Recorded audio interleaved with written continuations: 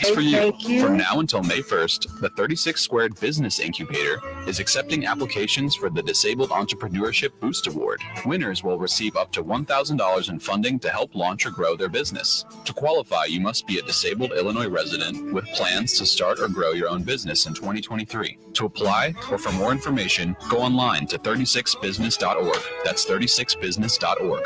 Here's a fun fact for you.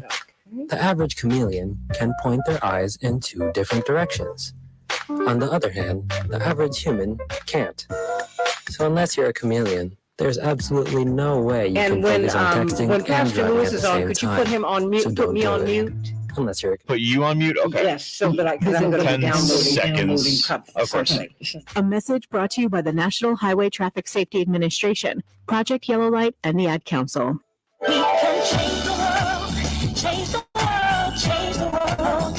We can change the world, we can change the world, change And when Dr. Knight is on This as is the well. Santita Got it. Show. Thank you so much. Is he on? Is he on? No, it went straight to voicemail. I'm going to try again. Okay. We can't wait Let me know. to change the Just world. give me a vote.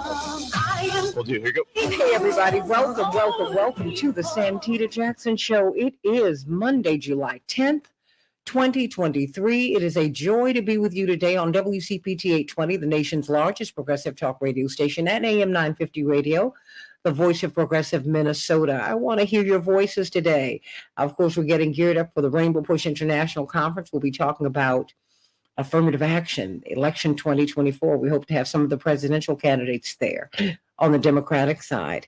And we'll be talking about student loan debt, education, health care, maternal mortality, the big issues of the day we will be talking with you about. And we're going to have a special financial literacy seminar with Megan Financial. No matter how much money you make, or maybe you think that you don't make enough to get a financial advisor. Well, I guess what? If you go to Megan Financial, you don't have to have a high net worth to get a financial advisor, someone who can put you on track to have money in retirement. And you know how to live from month to month. I mean, even if you work in the fast food industry, yes, they want to talk to you. So we're going to be doing that on Tuesday, and I cannot wait to have them on along with a lot of other financial experts to help you to become financially literate. That's like the bane of our existence, including mine. You know, who wants to deal with these bills? Well, you know, when you get your arms around that, when you conquer your greatest fear or your greatest loathing, the blessings come down. What are we talking about today? Ukraine. What about the Biden administration's insistence upon using cluster munitions? These are weapons that are banned in more than 100 countries, but Russia refuses to sign the agreement that bans their use. Iran, North Korea. It's interesting. The United States is an interesting company there. We're going to be talking about that. And then Tulsa, Oklahoma. The first aerial bombardment of an American city was not by a foreign power. It was by white business persons who hired pilots who used American military aircraft to bomb the citizens of Tulsa. That's part of the untold story of the tragedy of Tulsa. That the first time that America was bombed was on American soil was by the white citizens of Tulsa, sponsored by the white citizens of Tulsa, committed by the white citizens of Tulsa, on black people. Wow.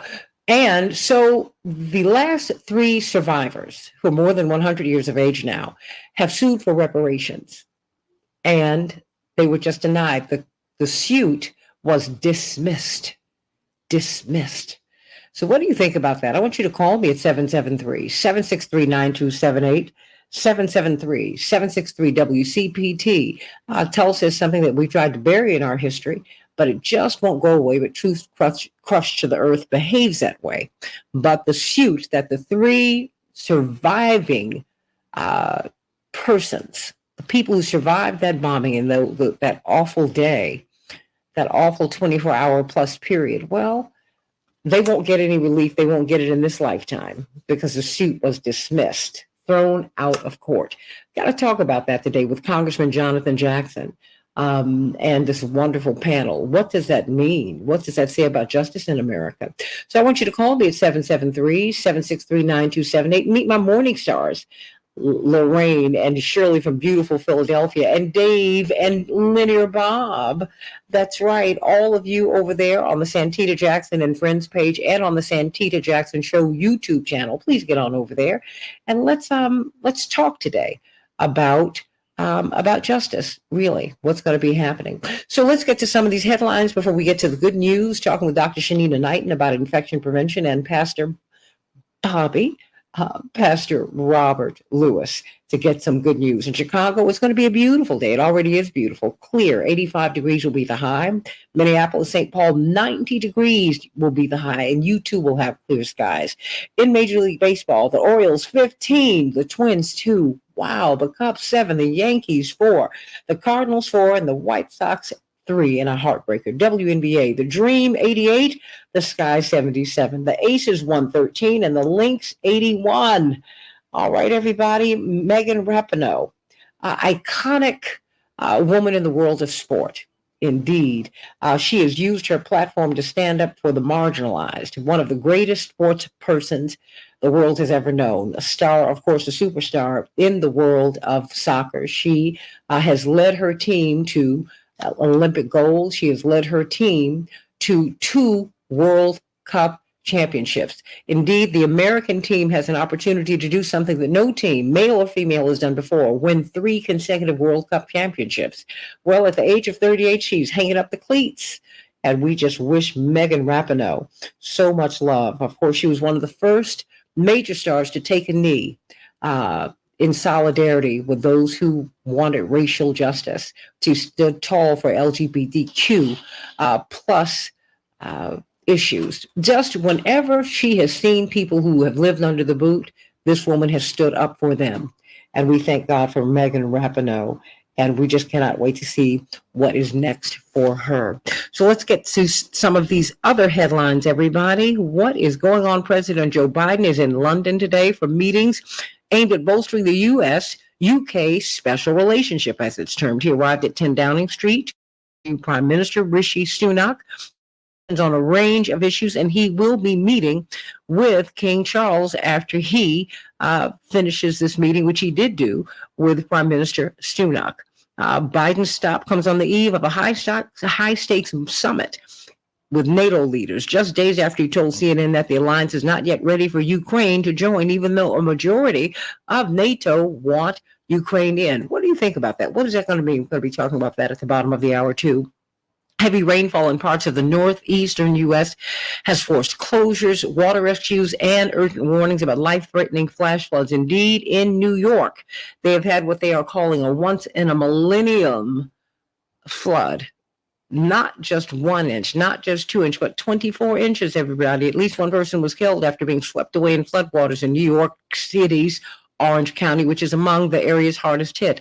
New York City, a flood watch was in effect throughout this morning as local officials urged residents to move to higher floors due to heavy rain that could rapidly flood basements. A federal appeals court has allowed Tennessee to ban certain health care services for transgender minors. The law, which went into effect on Saturday after the court lifted an injunction, prohibits health care providers from performing gender-affirming surgeries and administering hormones or puberty blockers to transgender minors. I want to talk with you about that one day, because we need to really kind of sort all of that out. All of this is very, very new. But you know what? I'm so excited that we have this pastor. I'm so excited about this new ministry that he is breaking into. So excited to have Pastor Bobby, also known as Reverend Robert Lewis. So glad that you joined us once again today. How are you? So smart to have you. Look, I'm just glad that you have a 12 o'clock service on Sunday. You like, wait a minute, you're not going to give anybody any space to get some rest after being out all night long. Oh, my word. That's exactly right. I'm creating space, and for anybody to be able to show up, get your rest, and come on in at 12 noon and join us at Joy Life Center. That's right. And that's at 94th and Oakley, yes? 9401 South Oakley. Yep, we have 11:30 fellowship, 12 o'clock service. and all are welcome. Come on and join us. Come on and join Amen. us. All right, everybody. Give us some good news, Pastor Bobby. Well, I just want to remind everyone today, you were highlighting so many wonderful things that everyone is trying to do in their life, from financial literacy to just health service. And I want to let everybody know today that the purpose of progress in your process is good. I want us to be reminded about God and how God embarked on the purposeful process, taking deliberate steps and declaring it is good at each stage. This act of praise was not just for show, but a profound reminder of God's faithfulness, his delight in progress, and God's commitment to bringing forth his divine purpose. Just as God praised himself for the progress he made, we too should adapt a similar mindset as we journey through life. Let us celebrate our own victories, no matter how big or small, with hearts full of gratitude. Let our praise report echo the words of our Creator. It is good. Each achievement, each step forward, each breakthrough is a season to rejoice, is a reason to rejoice. It is a testament to the goodness and grace that surrounds us. Even in the face of adversity, Santita, God's light shines through, transforming our challenges into opportunities for growth and progress. So listen. As you reflect on your day and what you're doing, I encourage you, no matter where you are, to embrace the mindset of celebration. Look at your life through the lens of God's praise report. Recognize the progress you have made, the obstacles you have overcome, and the victories you have achieved. With every milestone, let your praise report resound. It is good. Amen. I love that. Amen. God does say it is good. After each victory will help you some other to win. That's right. Yield not to the temptation of hopelessness. Right. Thank you for that. Thank you. You help me. Amen. I'm proud of you, Robert Lewis.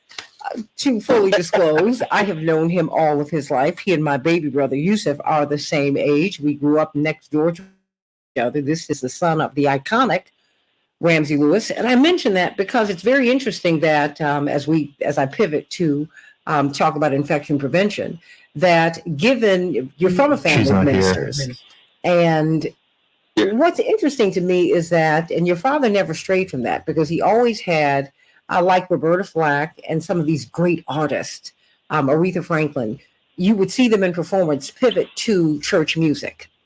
And it was done, of course, with the full development of their talents, because these were all people who added European classical elements, jazz elements, these three persons that I've mentioned. And when you're a great artist, your ear is open to everyone. But also on the practical side, because, having grown up next door to you, of course, your father and mine lived on the road. That's the way to put it. That's how we got fed.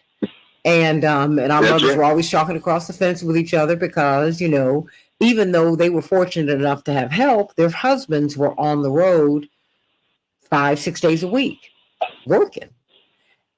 And do you think has that influenced you in terms of how you timed your church service? Like 12 o'clock, because a lot of people are out on Saturday night, and and then you're like, oh, I don't want to get up and go to church in the morning. Was that a consideration? Santita, sometimes God is always working in God's timing. And so we started our ministry off with a 9:30 worship, and we thought that 9:30 was the right time. But what God gifted us with in this new location was a new time. And so we are embracing that time, not specifically for those who are hanging out on Saturday night, but for the simple fact that that's the time that God has given us. And I think that we must embrace that over all things, right? And what we're doing, God's timing is perfect. So not look at it outside of that realm and try to overthink it, but just live in that present in which God has given you, right? Mm-hmm. And so what we're giving and what we've been gifted with that is the ability to say, okay, now at 12 o'clock, well, who's available? Who who would this time speak to, right?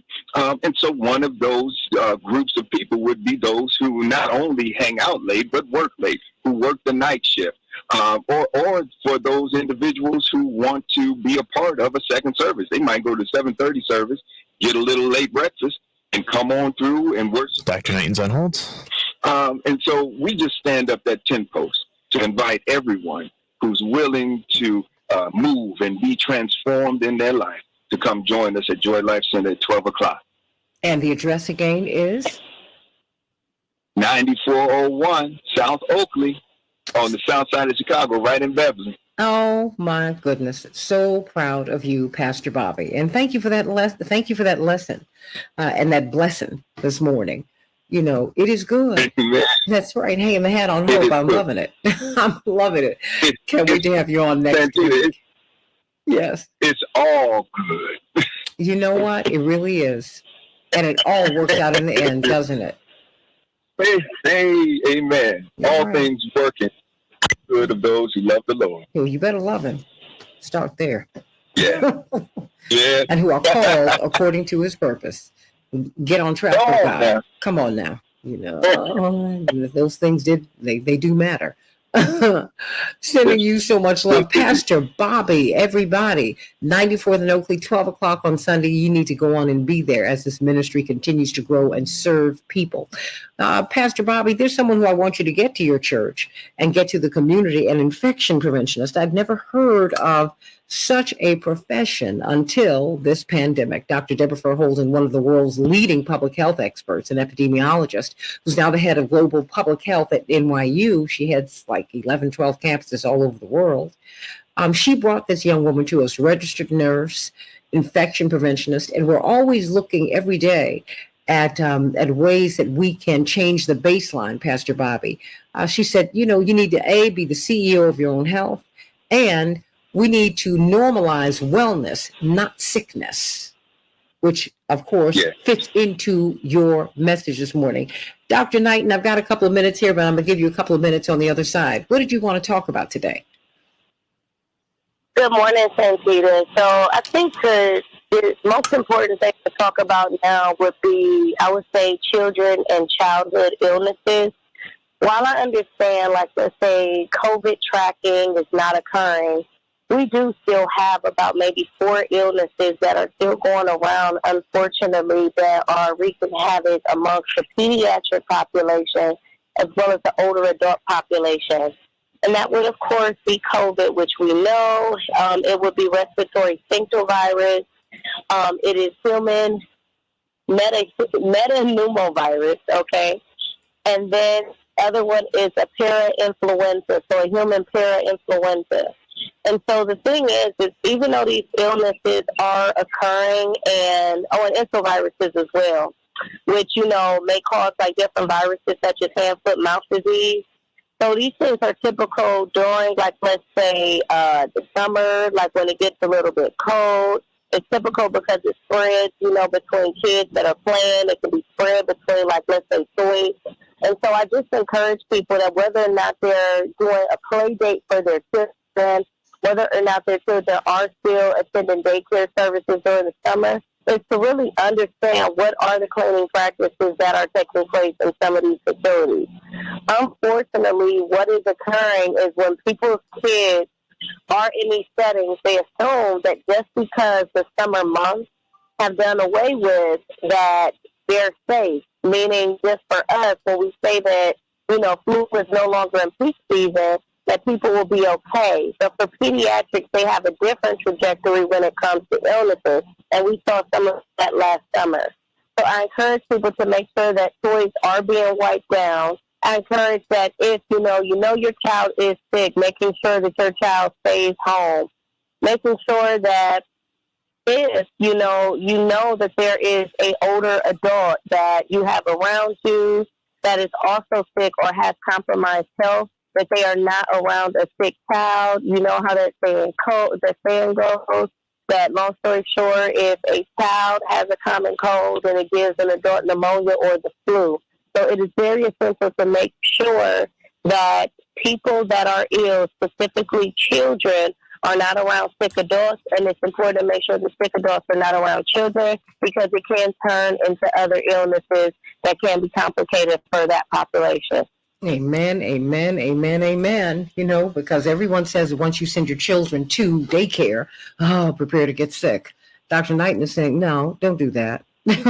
we need to understand some best practices and start bringing in people like Dr. Knighton, who can help us to understand what we need to do. First, please wash those hands and wash them properly. Get up under your nails, get between the webbing in your fingers, and get up to those wrists, everybody. Clean, clean, clean, clean, clean. Sending you so much love today. That's Hey Dr. Nina. That is her handle, HEYDRNINA. Let's talk about these cluster bombs banned in more than 100 countries, but the United States, Russia, North Korea, Iran, and a few other countries say, no, I'm going to keep on using them. And the UK and other US allies, European allies, are saying, please do not use these cluster bombs. They are very, very dangerous. So let's talk about that on the Santita Jackson Show. And why is President Biden pushing back on admitting Ukraine to NATO right now? Other NATO countries are saying, yeah, no, let them in.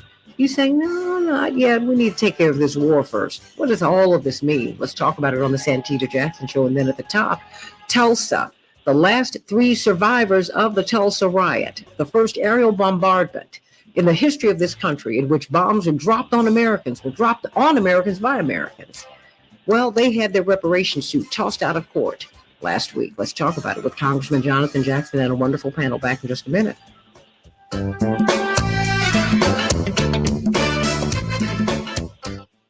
Thank you so much, Pastor Bobby. You're just a jewel.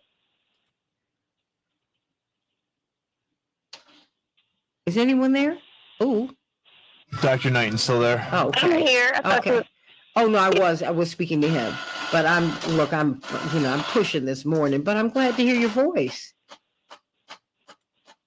likewise, but it sounds like this isn't going well. Huh? I said somebody got a birthday this week or Girl, I do. And I am trying to, I mean, honestly, I'm going to do something with it. I think next month. You know, right now, I've got a lot going on.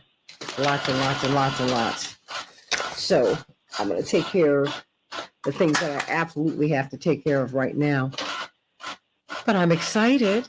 I'm praying that I make it to next Monday so I can get me another year. Hallelujah. How about that? You on next Monday and I'm on next Friday.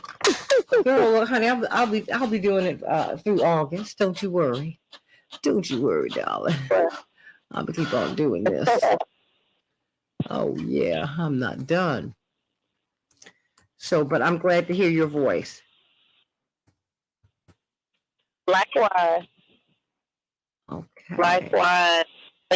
Going good. It's really interesting because I haven't been doing, I need to. Sending Bryce Green and Dr. Gibbs through. I'll be back this week with producing this content for Hey Dr. Nina. But I had to kind of take a little bit of a hiatus to make sure I was working on my grant. So I'll be back making sure that I'm getting some good content up there. And believe it or not, I've actually been collecting it and doing it. Like I told you about the nasty, dirty, molded packets and stuff like that. So Please. I got some fun stuff. Oh my gosh. I mean, now, you know, I can't even, I'm serious. I can't even, I just think that's so gross. It is so gross. I mean, you don't know what you have done to me with that. I mean, because my mother loves coffee straight up from McDonald's. Dr. Gibbs and Bryce, how are you this morning? Good morning. And, you know, Good morning, Santita. Hey, can't wait to talk with you later, Bryce. You know, I don't know. Oh, yeah, definitely. Yeah. I mean, if you want to, you know, make any announcements, you're more than welcome to do that. But I just think that this is exciting news. Certainly you got to tell. Yeah, I don't know if it's been announced publicly yet. Okay, well, certainly you have to call the good doctor and let him know. Oh, yeah, certainly.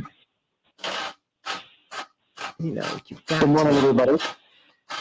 Good morning. I'm so glad that you all are here. Cannot wait to talk with you about, there's so much that's going on. Ooh, so much. And so I am so glad that you all are here with us today. And thank you for allowing me to reach out to you so late.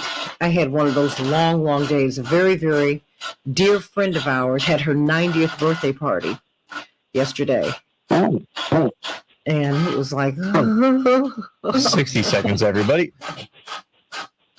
Well, the thing is, she looks like she's about 65.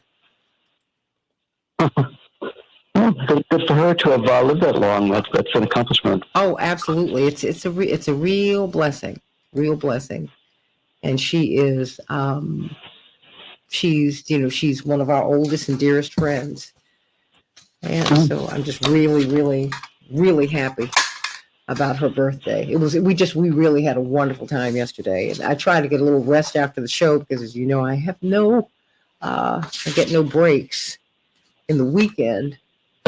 But you know, that's 10 seconds. It was worth it.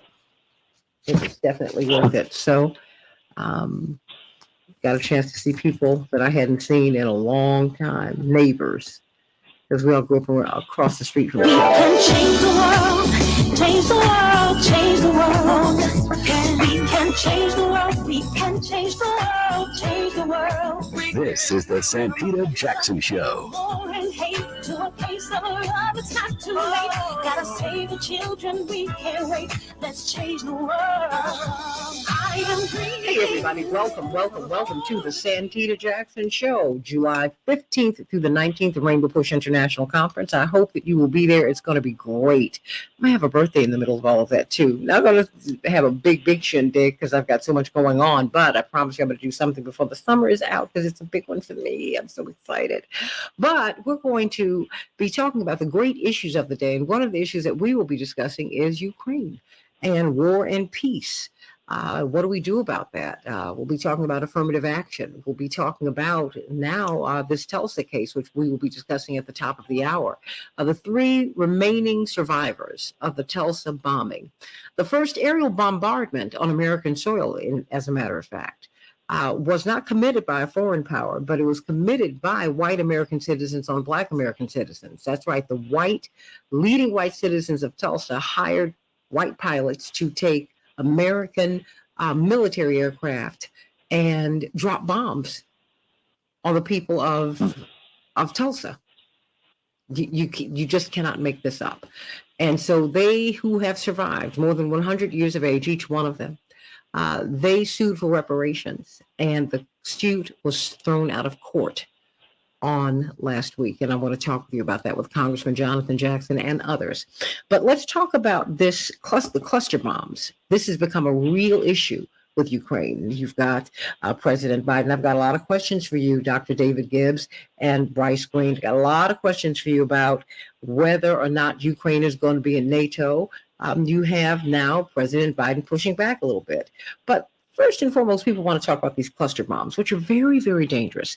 119 countries, at least, have banned cluster bombs, banned their use, but not Russia, not the United States, not Iran, not North Korea, not Australia. It's interesting who is allowing this. And I want to know what they are, why the UK is saying, no, President Biden, you really don't want to use them in this war. This could get quite dangerous. So, and some people say that it could absolutely prompt a world war, World War III. I must remind you that Dr. Albert Einstein said, the Third World War, he doesn't know what weapons they will be fought with. But he said the Fourth World War will be fought with sticks and stones. And the presumption is, if you extrapolate from that, he says, we will destroy mankind with the Third World War. We have the capability of doing that. Who wants to do that? But it seems like we're on the verge of that. Cluster bombs, boy, as you read about them, they are quite quite dangerous, and America is threatening to use them, and and America does use them. We embrace their use. So let's talk about that, everybody, on the Santita Jackson Show. Call me at 773-763-9278. We've got Bryce Green from Fairness and Accuracy in Reporting. We've got the brilliant historian, Dr. David Gibbs from the University of Arizona. Let me start with you, Dr. Gibbs. Cluster bombs, what are they and why? Who supports their use? Who doesn't support their use and why? Okay. Cluster bombs are a type of munition where you have these tiny called bomblets that are clustered together in a larger bomb or artillery shell. What we're giving to Ukraine is going to be 155 millimeter artillery shells packed with cluster bombs. And before impact, the bomblets separate from the larger munition and disperse over a broad area and explode. It's mostly anti-personnel, in other words, killing people in large numbers. I gather they're effective also against light armor. The problem with them is a certain percentage of the bomblets do not explode on impact. They're duds, and they get embedded in the ground. And they're very small, but very deadly, and they can be there for decades and blow up decades later. Also, they look attractive to children, and children see them as toys, and they blow up small children. Oh my. They were widely used by the United States, not just in Vietnam, but Cambodia and Laos as well. And, the countries of former French Indochina in Vietnam, Laos, and Cambodia are still encountering explosions from these munitions all over their country, and large parts of it also renders vast areas essentially almost uninhabitable or unusable, again, for decades. And nobody really knows how long these will last. I mean, in Europe, occasionally they still dig up live munitions, not cluster bombs, but live munitions from World War I over 100 years ago. And these are much more serious than the things that were dealt with in World War I. They're dispersed over a vast area, and there are huge numbers of them in a single shell. And so basically that's what's being given to Ukraine is 155 millimeter artillery shells with cluster bombs. And the motive for it isn't that they have any specific need for cluster bombs. It's that both the Ukraine and the United States and Europe are running out of regular artillery shells. The need for artillery shells is so huge. The United States evidently cannot keep up with Russia in terms of production of these things. And so as a stopgap, the United States is now sending cluster munitions because they don't have any left of the alternative kind of artillery shell. And so it's for that reason that the United States is transferring these shells to Ukraine at this time. So President Biden said that this was a very difficult decision for him to make. And he says that Ukrainians are running out of ammunition. And yet, you have the UK, you have Prime Minister, not just the Prime Minister of the UK, you have many European allies who are saying, please don't use this. In fact, they've signed on to the agreement that we're not going to use them. How is it that we're in the company of people who we say are our enemies, or certainly our opponents, Iran, North Korea? They said, no, we're not going to sign this agreement. We're going to keep using them. But Russia and the United States have not signed this agreement thus far. What is the deal with that, Dr. Gibbs? All right, and I think it was 2010, there was the Dublin Convention. Over 100 countries agreed by treaty not to use cluster munitions and to phase them out completely. Most European countries, including Great Britain, have signed that agreement. The United States and Russia and Ukraine have not. Others as well, Iran, North Korea, a number of key countries have not signed it. And the United States has not signed it. And so this is something very controversial because it's not completely banned by treaty, but certainly banned over much of the world by treaty. And many of our allies have signed this treaty, including Great Britain. I was very surprised. Britain normally has been one of the most aggressive countries on the Ukraine war, always eager for escalation, always at the lead in calling for escalation in Ukraine. And even Great Britain Prime Minister Sunak has criticized this move by Biden in this particular escalation as something that Britain will not support. And that shows how far Biden is going in supplying these munitions. This is a very strong move.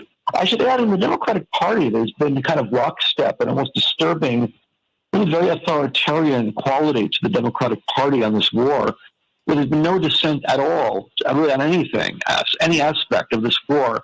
And now finally you're getting some progressive members of Congress, Ilhan Omar, for example, are now calling for not using cluster munitions. She's criticizing the Biden presidency on account of this act. So this does seem to be eliciting a lot more opposition than almost anything else the United States has done in Ukraine thus far. Whether it'll stop it or not, I guess we'll see. My guess is that the United States is going to go along with this no matter what, just because the U.S. is running out of munitions and Ukraine is running out of munitions, and this is a way of keeping Ukraine in the fight.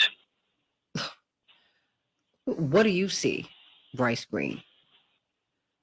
Because I've not heard any reporting or much reporting from this side about what these cluster munitions do.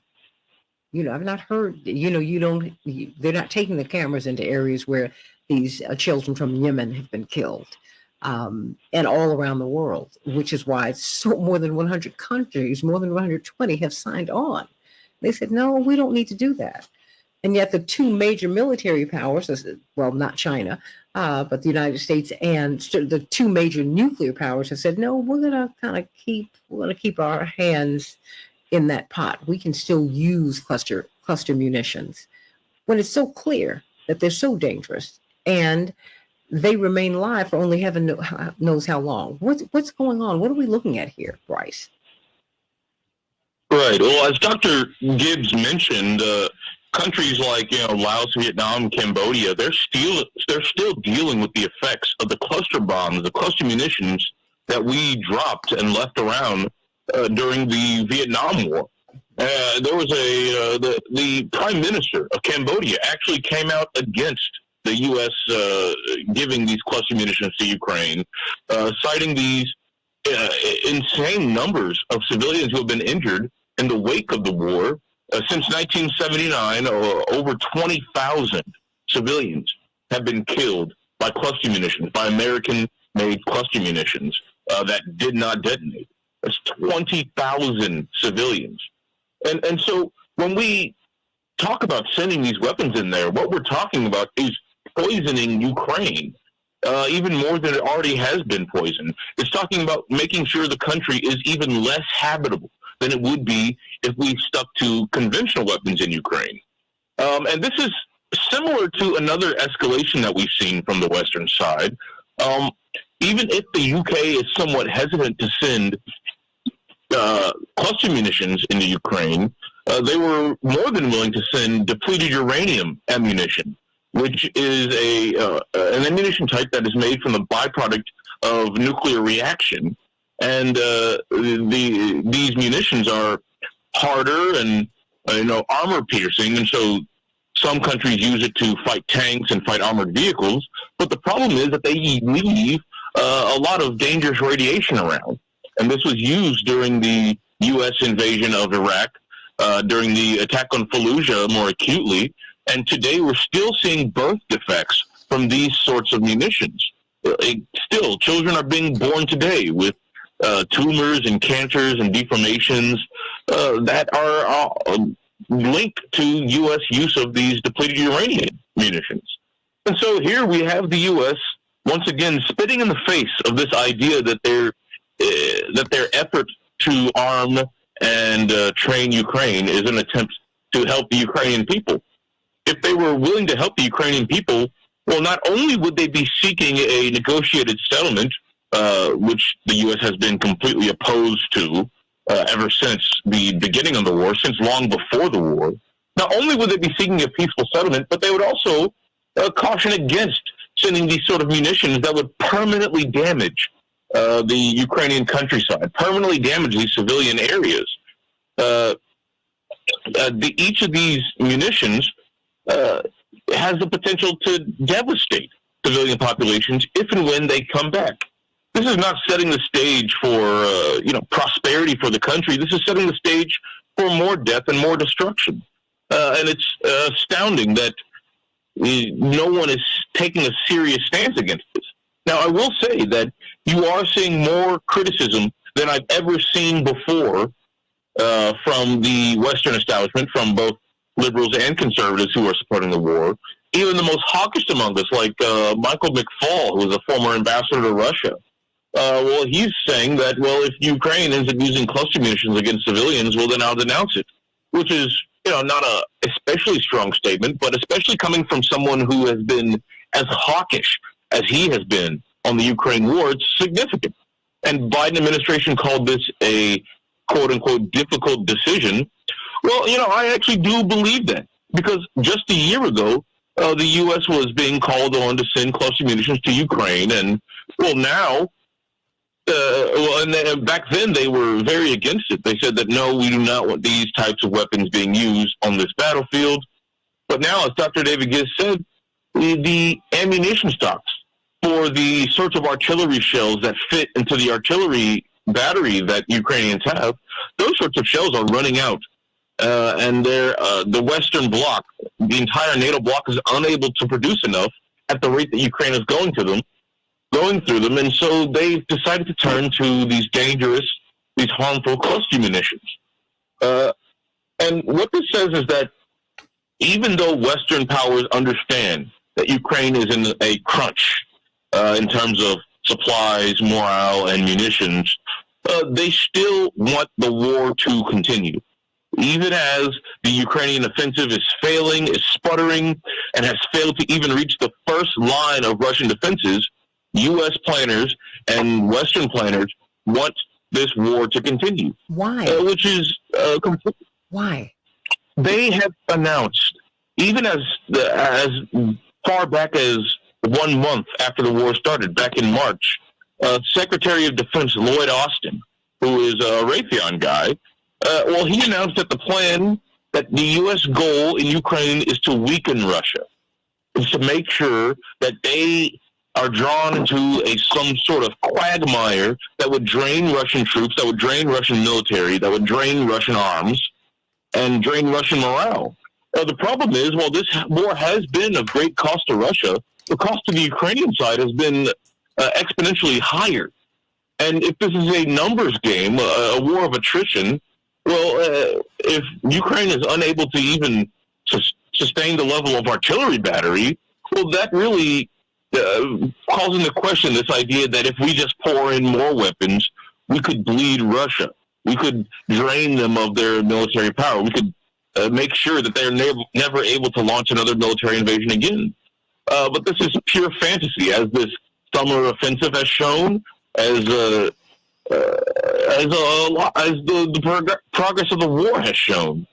And so it's really a terrible situation in which Ukrainians are being sacrificed for a U.S. policy goal that's almost certainly never going to be realized. Dr. Gibbs, you were about to say something? I agree with everything that was said. I think that Bryce Green said. I think that the underlying issue here is that the war is not going well for Ukraine, and therefore is not going well for the United States and NATO. And the key element here on the battlefield is artillery. This is very much an artillery war. And if you look at just the public sources on this, Russia has always had, by far, the largest artillery force of any country in the world. And the United States and NATO simply cannot match that. Not only cannot not match the number of artillery pieces, but also the ability to produce shells, artillery shells, the vast number of artillery shells that are being used. And Ukraine launched this offensive from a standpoint of disadvantage in ways that I think are very confusing to many military analysts. Normally, when you launch an offensive, you have to have a 3-to-1 advantage in both manpower and material. And Ukraine never had that. They didn't have air superiority. They didn't have what you need to succeed in an offensive. And the offensive is failing as a result. And, there's a certain desperation, I think, in Washington to think of something to save Ukraine from defeat in this offensive. And so I think this is a somewhat desperate move by the United States, going to a somewhat extreme and controversial measure to save an offensive that is simply not going well. And so I think that's the larger issue here. Unfortunately, the cost will be very high over decades, and with very likely thousands or maybe tens of thousands of deaths, as other countries have experienced due to cluster munitions. How ironic we're talking about that. We're going to be pivoting at the top of the hour to the first aerial bombardment in the United States was not by a foreign power. It was by white American citizens on Black American citizens in Tulsa, Oklahoma. That's the big story that no one really wants to talk about down there. Let me bring up Ron from Michigan. Ron, what's on your mind today? Good morning, Santita and the panel. You know, I first heard about the Oklahoma bombing from Professor Willie Dixon. Of course, everybody knows who Professor Willie Dixon. Mm-hmm. But that was the first knowledge that I had of the United States attack on its enemies by aerial means. But I'm a Vietnam veteran, and to this day, the people of Vietnam and Indochina are being blown to pieces by our leftover ordnance. One of your professors brought that up. And I say, you know, Joe Biden could have went to the Vietnam War, but he chose to stay home. And maybe he was against it. Maybe he was for. I think he was kind of like straddling the fence. Okay, but you know, he has a chance now to keep us out of World War III, because once we get into NATO, Ukraine gets into NATO, we have to defend them. Our soldiers have to go bleed, die, and get blown to pieces for this European conflict, which we forgot George Washington said, avoid foreign interference conflicts. Okay, it's just, and it's ironic that the bombing comes at the time that we're going to allow cluster bombs to go forward. You know, Russia's using them. I know it's not right. We use them in Vietnam. It's not right. When are we going to pay for our price, our genocide in Vietnam? What's going on in Ukraine is horrible. You know, Russia should never have invaded this neighbor, okay? But what we did in Vietnam is 10,000 times worse. And we shouldn't have broken our agreement with Russia to surround them. I mean, they feel we would never tolerate and a hostile power to have munitions and to have military power in Canada and Mexico and South and Central America. We wouldn't allow it. We just would not tolerate that. That for us would be unacceptable. Stay right there, Ron. Dr. Gibbs, why don't you respond to Ron? And because Ron, bless your heart, Ron, I just love it when you call in, because Ron is a veteran.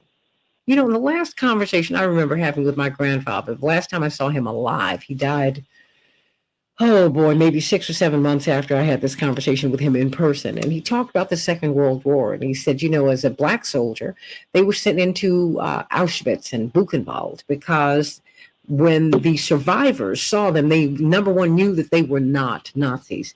But they were sent in there because these places had been laden with landmines. So the Black soldiers would get killed first. I mean, what are we doing, Dr. Gibbs? What is this?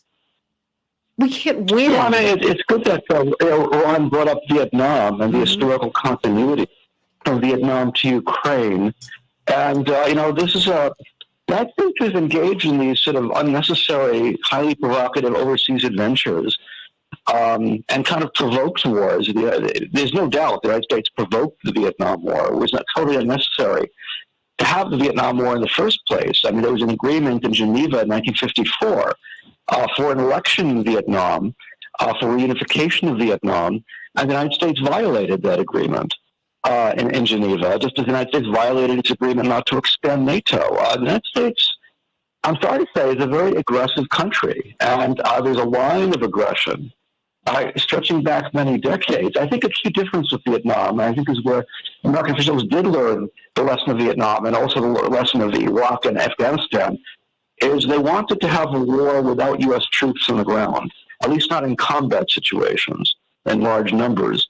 They did not want American soldiers to get killed because they knew the public would not stand for that. Instead, we're doing what is called a proxy war. We're getting other people to fight for us. In this case, we're getting the Ukrainians to fight for us and die for us. And so that's how the war is being conducted. I think the cost to the American people, apart from the moral cost of fighting a war like this, is going to be financial. This is a war that is nevertheless going to has proven very costly and is lowering the American standard of living at this time. Well, oh my goodness. You know what, David, I want you to stay with us during, not David Gibbs, but David is called from Geneva. I want you to speak with Dr. Gibbs and with Bryce Green during the break. Of course, it would be pivoting to this discussion about Tulsa, but we're talking about war and peace today. Have we not learned anything? Dr. King often said that the bombs we drop overseas will explode at home. If you look at all of these shootings and all of the violence in the American culture, this is part of it.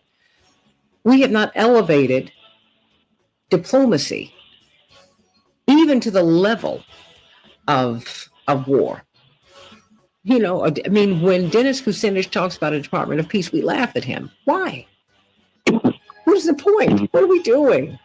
What are we doing? Stay right here, everybody, because I want to get some closing thoughts from you on the other side before we talk about Tulsa, because I think it's important for us to understand this.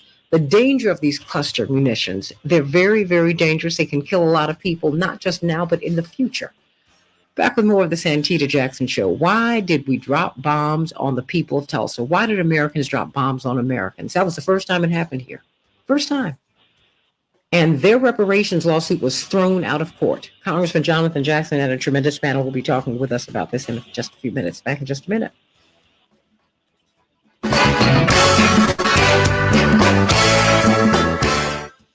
Ugh. You all, this is a whole lot. Let me bring up David. David?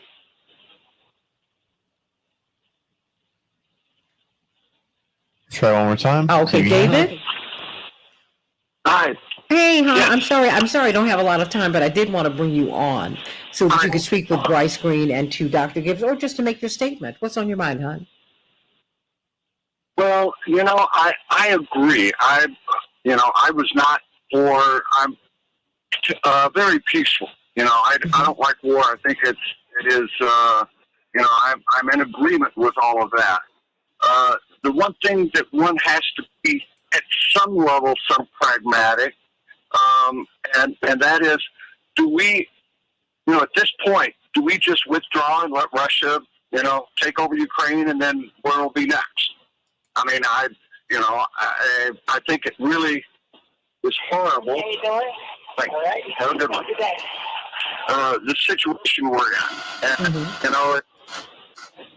it makes it really difficult. So, I think a bit of pragmatic. I mean, it's sort of the people that are Joe Biden, but what is the alternative? The alternative is Donald Trump and the authoritarian regime. I mean, we know he's already come out and said, I will be the president of retribution. And you can already see that in the persecution of Adam Schiff. So it's a matter of choices. Neither choice is the best one. You have to be pragmatic. Okay, Dr. Gibbs. About what we do about Russia. Mm-hmm. Okay,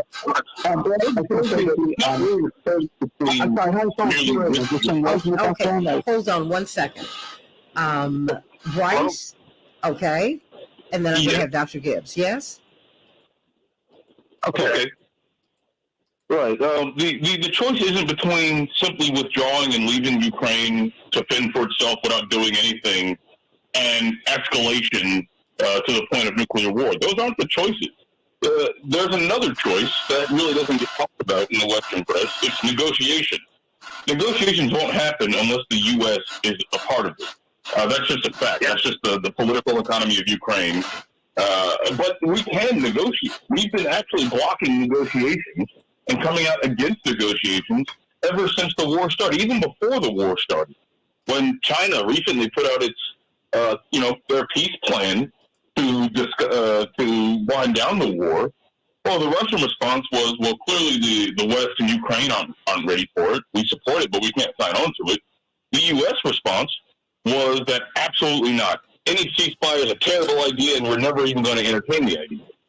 This only makes sense if you realize that their goal has nothing to do with protecting the Ukrainian people, but it has everything to do with escalating the war and using it as a proxy against Russia. But the real choice is to have negotiations. There is a framework to get peace negotiations on the table.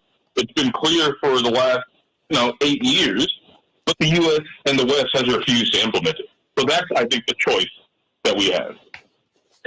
Yeah, well, if that would be good, and not actually allow Russian expansion, which is what Donald Trump thought he was brilliant for invading Ukraine. So my concern is the expansion of that aspect. Well, I do appreciate your opinion, and I agree to some extent. With what you were having to say. So I appreciate that, and I will certainly, think more about that. Well, that's the reason we're presenting One place I recommend looking yes. At. Okay. Absolutely. People have to listen to one another, and then take their, take information in, and then process it. So, I appreciate that. Even though I don't agree with everything. We don't have to. Sending Congressman Jackson, Reverend Thurston, Attorney Hoffler, and it's not Reverend an echo. Thank you. It's not an echo chamber. I'm just trying to get some information to you. That's all. That's all. But I wanted them to make their closing comments before we pivot to what happened in Tulsa. Sure. And thank you for listening. I really appreciate the fact that you give us the time, even when ideas are challenging to you. I'm glad that you give us the space. Sure. Well, nothing's easy, and I think that more people need to think about alternatives, and I'm actually thinking for 2024. What are the real alternatives? Do we go down a path of authoritarian or fascism, where, just like with the Supreme Court, where they're getting rid of affirmative action, and that's all of the racism and others that are flowing out of the right. Pretty scary. Well, I think if we continue to talk with one another with the respect that we have today, I think we can work through it. I really do. 60 seconds, everybody. Take care. I got to run in, so I appreciate it. Thank you so much love, and thank you so much. Okay, you have a good one. Thank you. Dr. Gibbs and Bryce Green. I'm going to give you an opportunity, 1 minute apiece, to kind of close out your remarks, because I don't want to, like a dangling participle is not a good thing. Congressman Jackson, how are you today? Good morning. Wonderful. And yourself? I'm doing great. It's wonderful to hear your voice. Hello, everyone. And I think we've been talking about the cluster bombs, the cluster munitions that the Biden administration is pushing. So we'll be talking, but we're going to pivot to Tulsa. 10 seconds. In just a minute or so. So let's get right to it, everybody. And I have Attorney C.K. Hoffler, yes? Yes, we have. Change the world. We can change the world. We can change the world. Change the world. This is the Santita Jackson Show. War and hate to a place of love. It's not too late. Gotta save the children. We can't wait. Let's change the world. Hey, everybody. Welcome back to the Santita Jackson Show. Monday, July 10, 2023. July 15th through the 19th. You want to be at the Rainbow Push International Conference. It's going to be great. We're going to be having conversations about the great issues of the day. And we're still compiling the list of those who will be in attendance. I'm working on getting a couple of these presidential candidates there as well, at least a couple. So we're very, very excited about this. And L. Stanley Davis, she said, war is not the answer. I hear you. Let's talk about this, everybody, because we have actually had war on our soil. The first time we had an aerial bombardment in the history of the United States of America, that did not come from an international or foreign power. It happened, it was committed by white Americans on Black Americans in Tulsa. Got to talk about that. This reparation suit was dismissed last week. Can't wait to talk with Congressman Jonathan Jackson in this panel about that. But we've been talking about the cluster munitions that are going to be, that the Biden administration has included in this $800 million package that is being given to Ukraine. Got to talk about that and got to get some closing thoughts here on WCPT 820, the nation's largest progressive talk radio station. Before I go to these headlines, Dr. David Gibbs, in less than a minute, how do you want to kind of put a button on what we've been discussing over the past 30 minutes? Well, I think what needs to be returned to is as Bryce Green suggested, the idea of negotiations. And it should be remembered that this could have been avoided through negotiations. Russia was never justified in invading no matter what the circumstances, but they did put on the table just before the invasion a basis for negotiations, that Ukraine would be neutral in any conflict between Russia and NATO. It would not join NATO. And the Russian-speaking peoples of the Donbass would be given autonomy within Ukraine. And Ukraine and NATO just refused to negotiate on that basis. Then after the war started in March 2022, there was almost a peace agreement in Istanbul, negotiated by the Turks, where Ukraine almost agreed to what Russia had always demanded, a neutral Ukraine and autonomy for the Donbass. And the United States and Britain insisted that Ukraine not go along with that peace agreement, and as a result, the war continued and escalated and escalated and escalated. Now it's escalated to the point of cluster munitions. And so we need to get back to the idea of a negotiated peace here and an end to the war. Bryce Green? I agree with everything that was just said.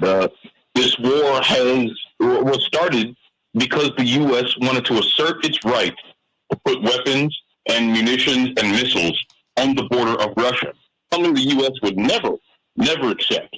But they're willing to sacrifice Ukrainian lives to continue to assert that right. And like Dr. Gibbs said, it's continued to escalate and escalate.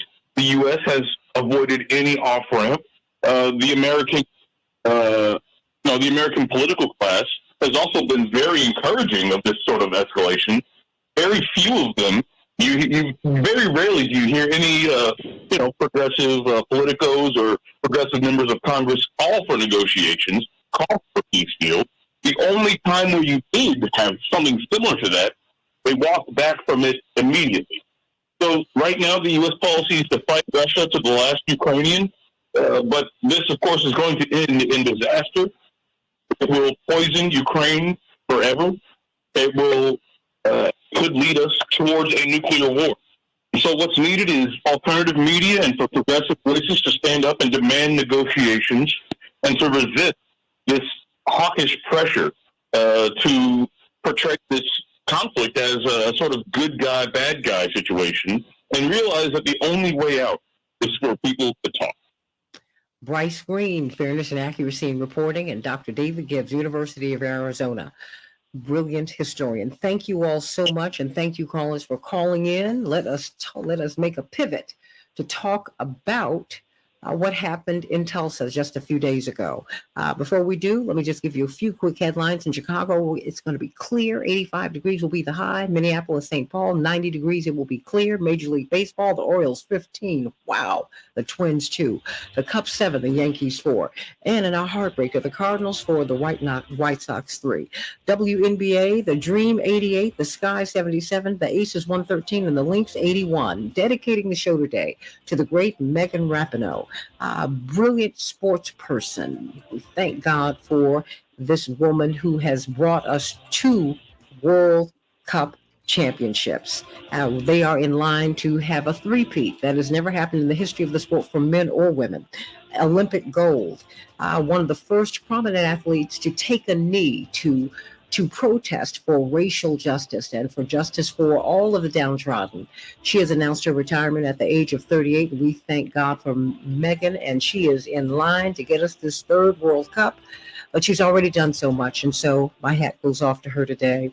As we get through some of these headlines, we've been talking about the President of the United States, who is in London meeting with the president, the prime minister of, oh my goodness, okay, the prime minister of the UK, but he is also now meeting as we speak with King Charles about NATO and about Ukraine, about all manner of issues. New York floods, a once in a millennium flood. 24 inches of rain in some areas of New York. Indeed, they've had a flood watch in effect in New York City, asking residents to move from lower floors to upper floors in their apartment buildings and in their homes because of the flooding in New York. A federal appeals court has allowed Tennessee to ban certain health care services for transgender minors. The law, which went into effect on Saturday after the court lifted that injunction, prohibits health care providers from performing gender-affirming surgeries and administering hormones and puberty blockers to transgender minors. And those are just some of the headlines. Reparations lawsuit filed by the last 3 known survivors of the Tulsa race massacre has been dismissed. And of course, we have got this tremendous panel with us today. Reverend Dr. Todd Yeary, Esquire, Rainbow Push Coalition, senior pastor of the iconic Douglas Memorial Community Church in Baltimore.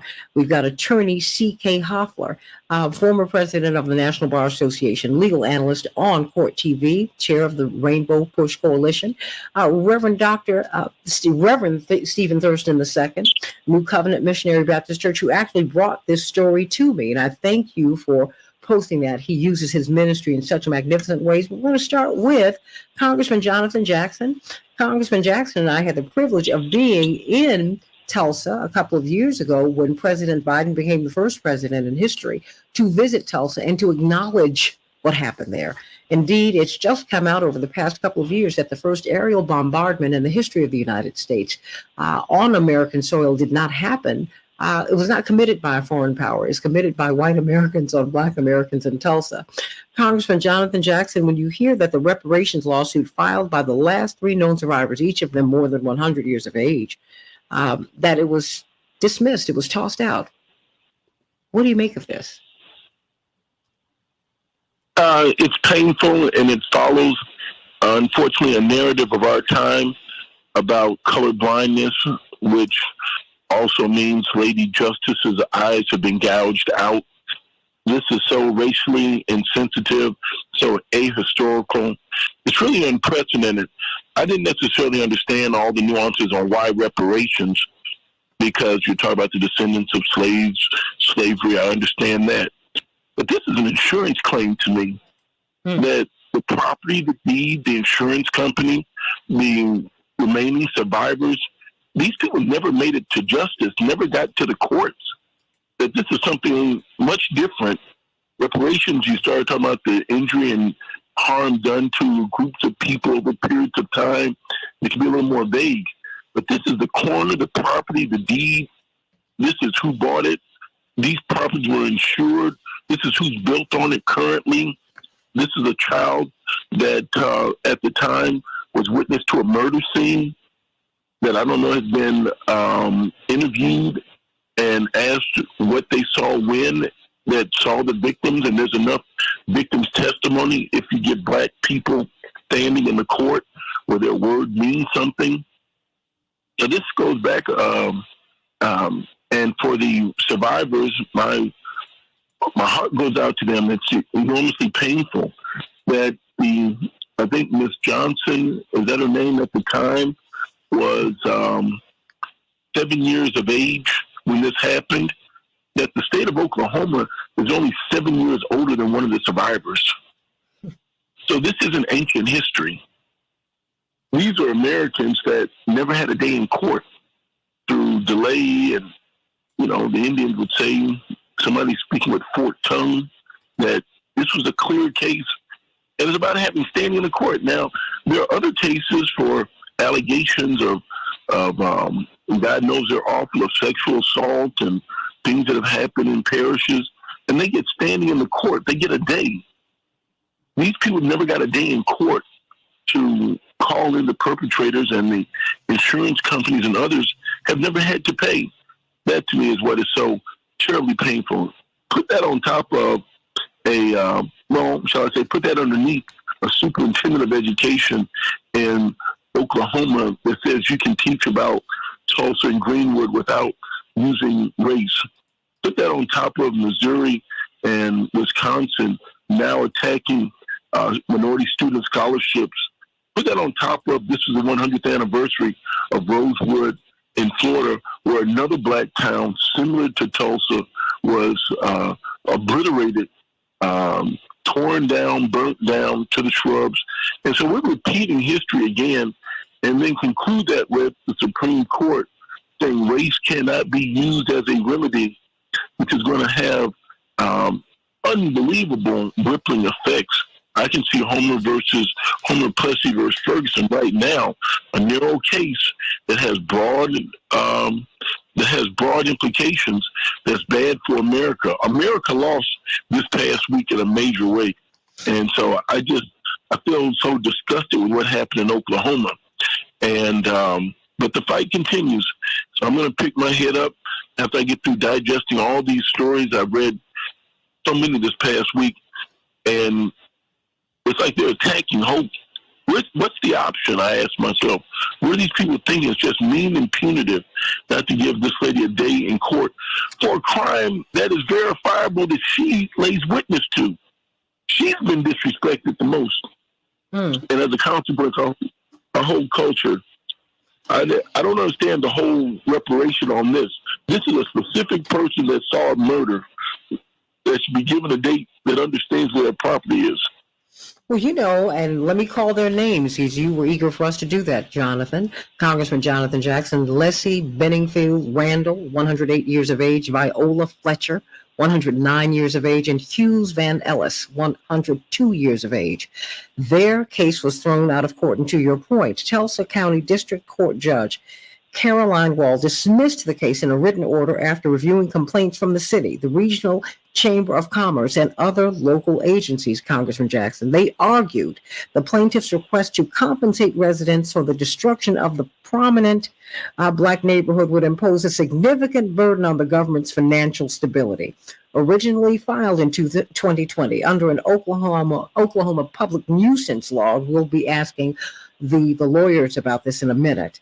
The lawsuit argued that large swaths of Tulsa's black community still suffer from the damage brought by this massacre. The lawsuit demanded a detailed accounting of the property and wealth lost and stolen in the attack. The construction of a hospital in North Tulsa and the creation of a Tulsa Massacre Victims Compensation Fund. You see this as a business issue too, Congressman Jackson. Absolutely. I mean, this is property rights. This is being witness to a murder, to having standing in the court. I mean, basically her testimony has never been accepted, never been believed. What does this mean for other children that witness a crime? Can their words matter in testimony? Well, why didn't her words matter? Ms. Fletcher. Call us at 773-763-9278, 773-763-WCPT. Is there a remedy, Congressman Jackson? I was thankful that President Biden went there, the first president, was that 2 or 3 years ago now, Santita, 3 years ago? Yeah, a couple years ago. Yeah, we were together. Right. So that was big to even acknowledge it, that we've had no president to go down to the scene of the crime. I want to thank Reverend Turner of the AME Church for 3, 4, or 5 years ago now. He was out there with a bullhorn and a sign in 190-degree weather, waking people up that the Tulsa anniversary was coming up. And in so, he ignited and lit a fire that the whole nation had to respond to. Just one minister that was dedicated to letting truth come out stood on that corner, or we would have slept through Tulsa in many ways, the same way people now not acknowledge Rosewood in Florida in 2023. When you see the books being banned and the books being burned and history not being read and lessons not being learned, this is what can happen. And now this woman says, the judge says she's a conservative, a strict conservative, a conservative conservationist, whatever. She needs to go work in the forestry or something. We're talking about someone that should have the judicial temperament to be sane enough and sensitive to care about justice. And basically, they closed the door on another black body, another black voice. In many ways, I see the parallel of the Central Park Five, of those children not even having a chance to have their voices heard. This woman at the time was a child, and she bear witness to what everybody saw, what grown folks gave testimony to, that people were slaughtered around, and has never had a standing in court. Not one day. And to see in the headline, Congressman Jackson, that the case has been dismissed. We're about to get Reverend Turner on, who has given me a call. But before I pivot to you, Attorney Hoffler, and Attorney and Reverend Dr. Todd Geary, let me and of course Reverend Stephen Thurston. This is before I go to Pam. You are from New Covenant Missionary Baptist Church. Of course, your father was the head of the Progressive Baptist. You know, many people forget that Jonathan, Congressman Jackson, I keep slipping calling my brother, but he is the congressman. That's my highest title. Oh, well, no, dad and husband, but you know, I'll be in the top three. I'm good with that. That having been said, many people don't know that Dr. King was kicked out of his denomination because of his civil rights activity. And your grandfather stood with Dr. King, and they came up with the Progressive Baptist. And you see, as Congressman Jackson said, Reverend Thurston, that one minister stood on this desolate corner in Tulsa with a sign. People thought he was crazy. And he said, no, y'all got to look at what happened here. And he really is the person who is responsible for really putting Tulsa back in the headlines. Reverend Thurston, what is the role of the church now? The role of the church needs to be, and it's steered away from it, but it needs to be the moral voice in community concerning the issues and problems that continue to plague us as a people specifically, but humanity at large. The black preacher, as somebody that I know and love always says, is the freest black man in America because he's paid, or she is paid by black people to represent us, to use that platform to elevate the voice of the marginalized and the minimized. And so that pastor did what every pastor should do: lift the lives that were lost, lift the dreams that were lost, lift the issue of the posterity that was destroyed because of the racially insensitive acts of a large number of white Americans that came into that area and strategically destroyed them economically. They knew full well the ripple effects of what they would do to that group of people that has now lasted all of these years, and there has been no effort made to right or wrong, to give reprieve to a people who are suffering in so many ways in that area. Black Americans in that area have been totally decimated and destroyed. And so it's the role of the church, the black preacher, to lift that voice, to blow that trumpet, to highlight these issues, and to put pressure. Keep a knee on the neck of America to do something to help people who've been hurt and harmed. You know, Congressman, we didn't even know we were in school, in grammar school, with the children of these survivors, the Tools family, for example. The Tools, they are Stratfords. And the Stratford Hotel became the template for all of the major hotels, the Hyatts, the Hiltons, in the United States. It was such a fine hotel. It was a black-owned hotel. I mean, coming out of slavery, we were the tradespersons. We were the servers. I mean, we had the skills, and we were the most skilled people in America. And that was destroyed and taken from them. I think of the generational wealth that has been ripped from the bosom of these people, Congressman. And we're being told that there's no justice. And when you look at television, black folks are lazy. They want a handout. They do. Every time you look around, they want something free. I mean, really? I've got 2 minutes for you, Congressman. Well, Santita, think about this. Why is the Chamber of Commerce of Oklahoma giving testimony against the benefits of justice? They're saying it'd be too costly for them. Now, here's a party that has reaped the benefits of this exploitation. Here's a party that's also not had to come forward with insurance claims to pay. So they were a complete beneficiary and a co-conspirator they're giving testimony against the victims. I mean, everything about this is just so flawed. And so I want people to stay encouraged. I mean, that what the courts are doing is absolutely unprecedented. And they're doing their own demise, Santita. When you say that, for example, in the affirmative action case, the military academies can keep affirmative action, the Citadels, the West Points, Army, Navy, but you can't use it at the oldest public and private state universities. Well, who are the employers of people from the military academy? It's the Pentagon, it's the government. So you're saying the government can't use these same programs now where they're getting their recruits from on that basis? I mean, so they're going to be into a storm. Now we're going back almost 127 years to Plessy versus Ferguson, and I pray that we strengthen ourselves because they're coming after the graduate programs in black colleges. When the states are now fighting this, they're going from Oklahoma straight to our grad programs and unbroken continuity on attacking our community. They're coming after the medical schools, the law schools, and the engineering schools. I already see the applications coming in. I'm talking to college presidents. If you say race-based consideration and admission doesn't count, then that goes to race-based participation in student loans, race-based selection, and trying to get students into school. Look, I was at Howard in the 80s, and the black medical students there had to sue to keep the school, to keep our medical school majority black. That was in the 80s, in the mid 80s.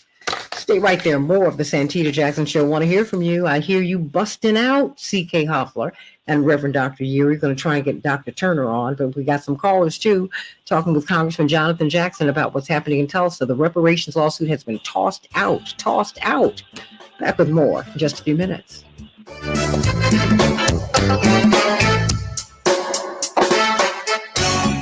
So, Congressman, these black college presidents are worried about their graduate schools because, they're all accredited, and they're great schools. Now they're great schools, and people want to send their kids there.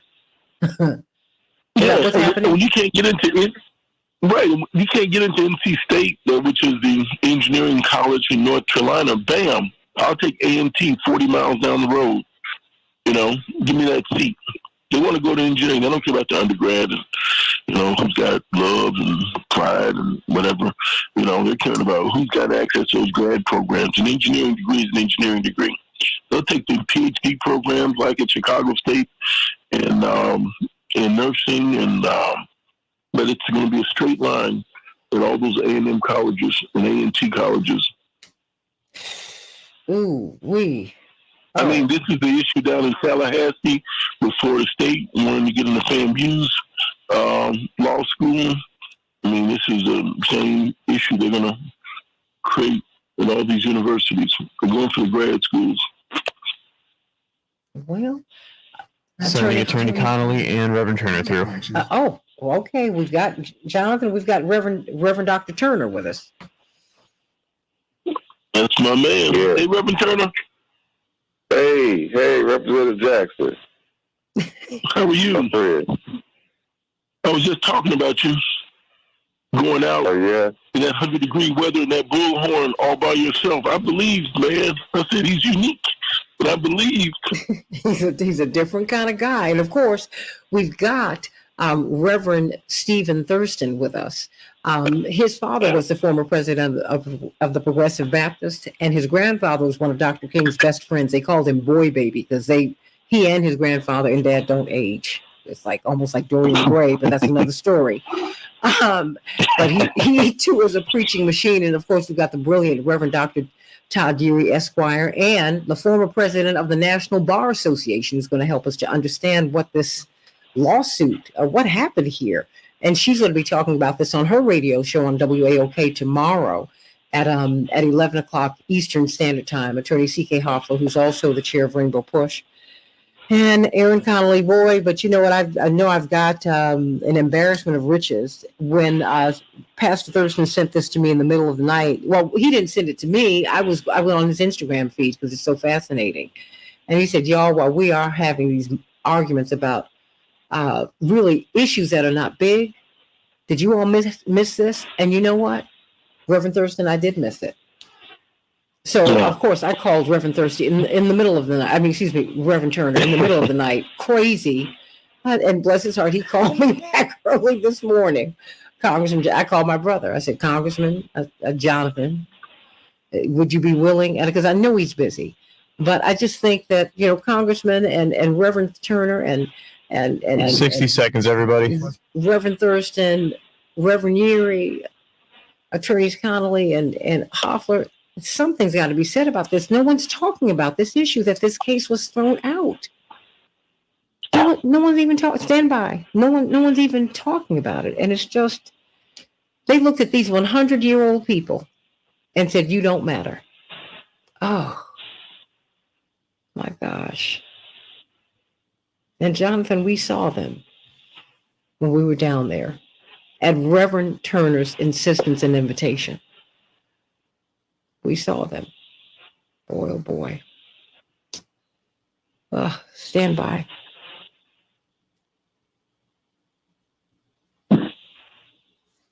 Ten seconds, everyone.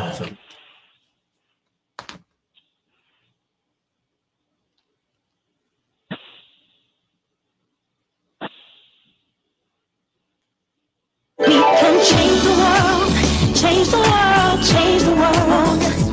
We can change the world, we can change the world, change the world. This is the Santita Jackson Show. War and hate to a place of love, it's not too late. Gotta save the children, we can't wait. Let's change the world. I am breathing. Hey, everybody. Welcome back to the Santita Jackson Show, Monday, July 10, 2023. We're talking about the reparations lawsuit filed by the last 3 known survivors of the Tulsa race massacre. It was dismissed, just dismissed. This judge looked these 3 100-plus-year-old persons in the eye and said, no, we're not going to look at this. And the insurance companies, the Chamber of Commerce, Congressman, you made the point, Congressman Jonathan Jackson. Wait a minute. They are now... They said, no, it's going to cost us too much money. That's what they said. And we don't owe them anything. So I want to know what your thoughts are. Please call us at 773-763 WCPT. I'm like forgetting myself. There's a whole lot. Congressman Jackson, you did call Reverend Dr. Robert Turner's name brilliant man of the cloth from the African Methodist Episcopal Church, and now he is in Baltimore. He has taken over the seat that the pulpit that Jamal Bryant used to hold, and he is shaking it up in Baltimore too. And I'm so glad that you're with us. But he stands out in our minds, Jonathan. Why? Oh, for his courage and his insight, he took on an issue that was not very popular, especially in Oklahoma. When you start talking about the Oklahoma massacre, Santita, the people that have 3rd and 4th generation farms know that land was stolen from those residents that were in that area. So it's a bit of shame. And these are very wealthy and powerful forces. And so I take my hat off to a dear friend and a dear spiritual leader and a pastor, Reverend Turner, for confronting those powers, not fictitious, not in the sky, but on earth, going to the courthouse and raising that bullhorn with the power that the good Lord had vested in him to alarm and bring the consciousness of the nation down to Tulsa, and ultimately making President Joe Biden come. I wouldn't say make, but certainly encouraging him to, and to have the first sitting president to come to Tulsa in 100 years. I thank you, Reverend Turner, for your activism and your faithfulness. Reverend Turner, we thank you. We're in your debt. What about the reparations lawsuit? I mean, are you surprised that it was dismissed, thrown out of court? Unfortunately, I'm not surprised. I want to first thank you all for having me on your show. Santita, it's always a blessing to be on your show. And Representative Jackson, it was such a delight to see you on Father's Day. Knowing how pervasive white supremacy is in Oklahoma and across the nation, but especially in Oklahoma, I mean, you have to understand this massacre was denied for the majority of its history. in time. And I really, my heart aches for the survivors. They have not yet seen justice. I pray that by legislation, the City Council of Tulsa acts, and even the state legislature of Oklahoma acts. We've seen now a propensity by courts to really devalue black life, from the Supreme Court of the United States to now the local court in Oklahoma. And so now it's really left up to the legislative chambers to provide some sort of relief for these beautiful, kind, sweet elders in our community. I know them personally. I've given communion even to Leslie Benefit, Randall, the oldest living survivor. And of course, they come by the church, Flower Fletcher or whatnot. And so this is a hard pill to swallow. It's one, unfortunately, that I'm not surprised happened, but it still stings just as bad. Attorney C.K. Hoffler, can you give us, like, in about 90 seconds, what we were looking at here? Because I have a lot of callers and people who want to weigh in on this. What do you make? What happened? Congressman Jackson said, you look at the Chamber of Commerce, why were they involved? It's a business decision. Because these people methodically said, look, you can put a number on what this cost us, and we need to be recompensed. Attorney Hoffler. Santita, absolutely. Well, just very quickly, what we have to remember is there was a lawsuit filed in the early 2000s that led by the great Charles Ogletree, Willie Gary, Johnny Cochran. I was involved in a lot of some of the top trial lawyers and lawyers in this country filed a lawsuit for reparations in Oklahoma. And it was based on the theory of the Holocaust. A lot of the arguments were used. You had some of the best Harvard-trained, if that means anything to anyone. Willie Gary was from North Carolina Central, but also some Harvard-trained lawyers. And all of our staff at our firm worked on this case, where we researched every single angle, and that case was dismissed with prejudice. So let me explain what prejudice means. That means you can't bring it again. Without prejudice means you can bring it again. You can modify your complaint. And so this lawsuit that was brought by one of our, led by some National Bar Association members, this lawsuit took, and actually some of the lawyers that were involved in this one were involved in the last one, took the holes and the opinions of the last lawsuit and filled those holes. And really, the injustice is an insurance company is supposed to honor claims. I'm involved in opioid litigation and tobacco litigation. This is where the same types of issues are involved here, even if it is decades and decades and decades and decades later. So the injustice here is based on race. Let's just be very clear. There's nothing else. We don't need to try to look at all types of business justifications. This is a race-based decision, and the fact that there is not any credence given to the claims of survivors is strictly based on race and a reflection of what we're seeing in this country, just as Congressman Jackson has said, and all of the extraordinary guests that we've had that from Oklahoma have spoken to. So this is a travesty, but from a legal standpoint, this case cannot be brought again. So the court has spoken. What has to happen is, just as been said, legislative initiatives, and we hope that that's okay. But I think President Biden can do something about this. He has the power to bring executive orders. He has the power to ink executive orders. He came down to Oklahoma for a reason. It was history, but we need to go from it being history to executing a plan that means something because of the survivors and because of the precedent that's being set here. This is very dangerous, very, very dangerous, because it is part of what we are seeing in this country that is turning back the hands of time in a very, very, very bad, violent, and dangerous way. But I'm very hopeful that something can be done. But that's what we're seeing from a legal standpoint. Well, let me go to you, Pam. Pam from the West Side. Pam, what's on your mind today? Hello. Thank you, Attorney CK. Thank you, Santita, and to everyone. I had the pleasure here in Chicago of meeting some of the survivors, Santita. And at the time, the beautiful Professor Ogletree brought them to Chicago. And also John Rogers Jr. was there. And they did a movie called Before They Die. And the sole purpose of that was to tell the story, because they were so elderly, the survivors, that before they died, they wanted to tell the story and had hoped that they would get their day in court and reparations before they died. Now, many of the opponents of reparations, they'll say, well, the survivors, who survived? They're not alive. We have the survivors in their own testimony. And this is painful. So where do we go from here? And also, let me just go back. They also went to Washington, D.C. when President Obama was in office. President Obama could have done more other than just a meeting.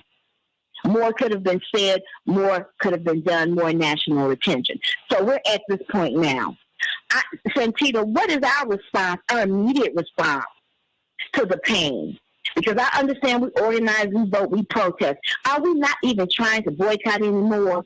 Because when we feel this kind of pain, I think Tulsa and even this country with affirmative action, that decision, that's a woman's decision. They need to feel some financial pain. I'd like to see some kind of boycott. That's one thing. The other solution, we can write this judge. We may not be able to change anything, but we can certainly let her know our feelings. We can also communicate that to the Supreme Court. I mean, I am just disgusted, and it is painful. And I have no doubt that if these were Jewish survivors, Japanese survivors, any other survivors other than Black and Native Americans, they would have been compensated. And we can talk about white supremacy. I'm just boiling it down. The Asian community has the language right. Asian hate, where this is simply Black hate. I'm done with all the fancy terms. This is Black hate, and that is all that it is. God bless all the attorneys who worked on this. Thank you. And once again, Attorney C.K. I'd like to see the Congressional Black Caucus. We need to have a national press conference on this. I'd like to see every organization from the Divine Nine to our Black business community. I mean, I'd like to see this tweeted, Santita, as much as Keke Palmer's dress and Megan Thee Stallion's performance was tweeted, over social media platforms. This is an absolute disgrace. And I am so tired of the pain and the disgust, but I want to do more. And certainly I know the other avenues, but it's time for this country to feel some financial hurt, some pain. We need to issue some extra economic sanctions. Pam, that's why I hope you'll be at the Rainbow Push Convention next week, because we'll be talking about this. Because the thing is, we have to get involved in our organizations and help them to help us. Because when you talk about the Jewish community and other communities, and the Jewish community in particular, they support, from the poorest to the wealthiest, they support their organizations because they're very clear that no matter how successful they become, they need advocates. They need advocacy. Somehow or another, that gets lost in the sauce with us. And we need to get involved in our organizations so that we get to a place, Congressman Jackson, where people will be afraid to tell us no. I mean, I just cannot believe that this 109-year-old, this 108-year-old, this 102-year-old, the case was thrown out. I mean, how do you do that? Just beautiful souls, and I'll let someone get through, but it was my honor to meet them, Santita. And as I said, and those Black people, those of us in position to do anything, we ought to do it. Well, I'm directing that to President Obama. Yeah, that's what I said. Those of us in position to do anything, we ought to do it.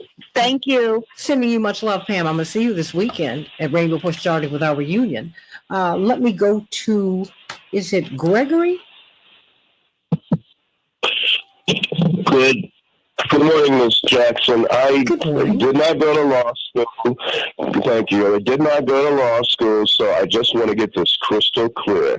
This was a Tulsa County Circuit Court judge. They called her a district judge. This was a Tulsa County Circuit Court judge who dismissed the case with prejudice. Is that what happened? With prejudice, yes. So that can't, yes? So that means it can't be appealed to be heard, or it has to be modified before it can be brought again? Well, now you're thinking like a lawyer, Attorney Hoff. Let me say this. So, yes, she dismissed the case. You can always appeal a decision. You can always ask for reconsideration. So, and I believe all those things will be done. But this particular lawsuit, the way it's configured, will not be able to be brought again when it's dismissed as prejudice. It can be brought in different ways. Another lawsuit, perhaps, but this is a very, very, very well-crafted lawsuit. It really filled in the holes and went above and beyond. So that one judge can attempt to stop a movement is something that we need to consider. I suspect that there might be other litigation, but this particular lawsuit has been dismissed. They will appeal it. They will take it up. And we have to look at what the appellate courts are like in Oklahoma. This is why voting is so critical. Who we vote into office, the judges that we vote into office, and who, when we vote for president, who they are appointing to the federal bench. Now, this is going through the state process, but there is a convergence with federal and the federal courts as well. So we have to be very, very, very careful about this, because when we get these types of draconian rulings and we're looking at the judge, well, it's predictable when you see some of the judges that have been appointed or that have been elected. And so I think this is an uphill battle, but there will be another day. Santita, I sent you a statement that your dad released in 2013 about this. And so there will be another day. This has been a fight that's ongoing. I've been involved now in 2 litigations this way. There will be another day. She dismissed it with prejudice. Correct. And can it be appealed in the federal courts? Can a whole process start in the federal courts now? Well, I have to defer to the lawyers who are working on that. This has to be appealed within the system, within the circuit, within the system that it's been brought. So it can be appealed. There can be a motion for reconsideration. The judge won't reconsider her opinion. That's why it wasn't even that big, long, strong, important of an opinion. The significance was important, but it wasn't something that appeared to be well thought out. But because what she basically did is took the arguments of the other side of the Chamber of Commerce and basically said, people need to understand this. Just because it was some type of adverse event that happened in the past, we can't bring litigation and hold people responsible for that, because if so, the floodgates would open and anyone that had anything bad happen to them would sue many years later. What? They put that in the opinion. That's in the opinion. So if that's the case, then, and I fully support operations that happen throughout the world, whether it's those victims of Japanese internment here in the U.S. or the Holocaust survivors. I fully support that. But what that judge said is that those people who got reparations should not have gotten reparations. That's what that opinion means. So it's all race-based. She probably would not have, if the same case had escalated through the Oklahoma courts in this way, she would not have made that decision or made that determination or that ruling, in my impression, if it had to do with any other grouping, just as has been said earlier. So this is a race-based decision consistent with what we're seeing in the U.S. Supreme Court. And by the way, I think Congressman Jackson was talking about Florida. How about this? And these state schools that are HBCU schools, they're not going to be able to teach American history. They're not going to be able to teach about the history of African Americans to their predominantly African American students. Well, wait a minute. Talk about that. We got to see. Hold on. We got to see if they're going to still be predominantly African American, because Congressman Jackson went to A&T. That's a technical school and an agricultural school, and you have a lot of people who are not African American in those schools. I went to Howard. In the medical school, they had to push in the 80s to keep it majority black, and that was in the mid 80s. Reverend Dr. Yeary, your thoughts? Well, good morning, Santita, and to all of my colleagues, to Reverend Turner, my buddy, who's still raising the awareness of the importance of H.R. 40 when we start looking at legislation. The need to even just study reparations is painfully obvious now. Procedurally, as Madam Chair has pointed out, The lawyers can file a motion for reconsideration. I agree that that's probably not going to go anywhere. The appellate route to appeal the decision. But the question becomes who's sitting in review of the decision. That's the issue.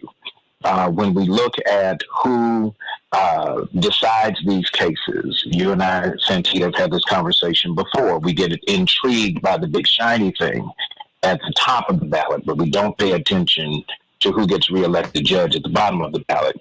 Judge Walls, it's interesting.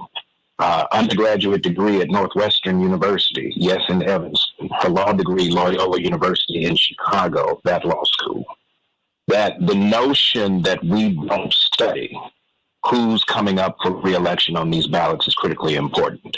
I've not been able to confirm, but I believe she may have just been re-elected last year in 2022 to the current term. So that means we've got to be more diligent, more vigilant, and paying attention to who sits in judgment, literally, of the claims and the cases that are brought by folks who literally have standing. Now, the issue was, here's the argument, and this is an argument we'll hear with reparations, is that the Chamber of Commerce, the local groups, were saying that the judgment of harm, the damages, would be far too excessive for the local government to even be able to pay. And so what they've done is they said it's going to cost too much. We'll give you the fact that this nuisance may still exist, and they argued against this. They said the ongoing harm of what happened in Greenwood is no longer present, therefore there should not be any remedy granted. But the other part was, and oh, by the way, even if you do decide that the harm still exists, the damages being requested are too excessive. It costs too much to do right by folks that we've done wrong to. We cannot leave that as a basis for an argument, because what it basically says is there's an acknowledgement that you've profited, listen to me, profited off of the intentional harm that's been imposed on an entire community. And the direct descendants, the last remaining direct descendants of what happened in Greenwood, now they're hoping, this is what I think this is a delay to forbid the claim, force them to come back. And if longevity does not continue to be a blessing to these folks, that if you get rid of direct claimants, it becomes that much harder for someone to say that they were directly harmed, or they continue to be directly harmed by something that happened 100+ years ago. And so we've got to be creative. I applaud the lawyers who are there. We've got to be serious about three things: litigation, legislation, and public demonstration, whether that comes by marches and or, to the point that Pam made earlier, boycotts, which companies have their headquarters or presence in the state of Oklahoma, and let's go ahead and lean on them. Because if we don't, what we're saying is we'll allow you to frustrate our efforts just at the most generic level and throw out some lame reasoning that, oh, we agree that it's going to cost too much. It ain't your money. So how are you going to decide that the public coffers are not sufficient to be able to address the root? And if the damages claim comes in and it shocks the conscience, the judge then has the ability to reset it. The judge didn't want to have to rule on it. She did not want to establish a precedent that this nuisance law could be used this way, and therefore have to deal with future claims that may come as a result of it. It's the hustle that goes on in courts around the country every single day. It's the fight that Black lawyers and others in solidarity with Black lawyers have to fight, because this is not our imagination. This is real life. Congressman Jackson, and this last, no, hold on, CK, because I've got to pivot to get off the air. Okay. But we're going to stay here on the Santita Jackson Show YouTube channel and Santita Jackson and Friends, because I want to get real closing comments from everyone. But Congressman Jackson, what's next? Is there any remedy? No, please. Would you do me a favor and let CK speak? Okay. I'm fascinated. Okay, 1 minute, CK. Very quickly, thank you, Congress. There is insurance, by the way, to cover this. There's always been insurance. When insurance companies go out of business, there are other companies that pick them up, and there's insurance coverage for a lot of acts. So this notion that it's going to deplete the coffers, we can't afford it, blah, blah, blah. You could afford all of the tobacco money that you paid out, and I know the opioid case was reversed, but all of these cases that come out where people have been injured, have been hurt, have been killed, you can afford that. This is race-based. I don't want us to confuse the issues, conflate the issues. So there is a lot of litigation ahead. We don't need to we need to feel saddened by this, but feel saddened by what's happening in this country. Be mobilized because of what's happening in this country. Feel bad about that. Yes, but understand that there's another day. We have to live to fight another day on these issues and recognize that this is exactly what happens when you have a U.S. Supreme Court that systematically strips away affirmative action and other race-based considerations. Because the courts are emboldened to do nothing because the chief court of the land has spoken. Well, stay right here, everybody. Going to get some closing thoughts from Reverend Dr. Robert Turner, Congressman Jonathan Jackson, Pastor Stephen Thurston. I haven't forgotten about you. I mean, this is race and racism. Can you imagine any other group being told no? No, of course not. July 15th through the 19th, that's why you need to be at the Rainbow Push International Conference, so we can talk about this. Can't wait to be with you tomorrow on the Santita Jackson Show. God bless you, everybody. Love you. Congressman Jackson, what's next? No, hey, tune back into your show. This is just a cascade and a waterfall of issues that are coming around. It's happening so fast. It's like, whoa. And we're all going back 100 years. I mean, I'm thinking about this affirmative action case. There was a case in 1923, U.S. versus Fines, where Asian Americans were excluded from the country, and now how they're being used, a small group to be used and manipulated to act like African Americans are taking their seats, which is so untrue. Asians are 3-4% of the U.S. population, 30% of Harvard. That they've not been excluded, and for every consideration to still exist, donors and legacy and family, friends, but not race, which was the sole determinant for being excluded in the first point. When Harvard was being established in 1636, we were in the hold of the ship. And now legacy can continue, but not consideration for race. We have officially reached the dark ages, Santita, and we must bring the light. But, I mean, how do you mention, because, Reverend Dr. Turner, no one wants to mention blackness anymore.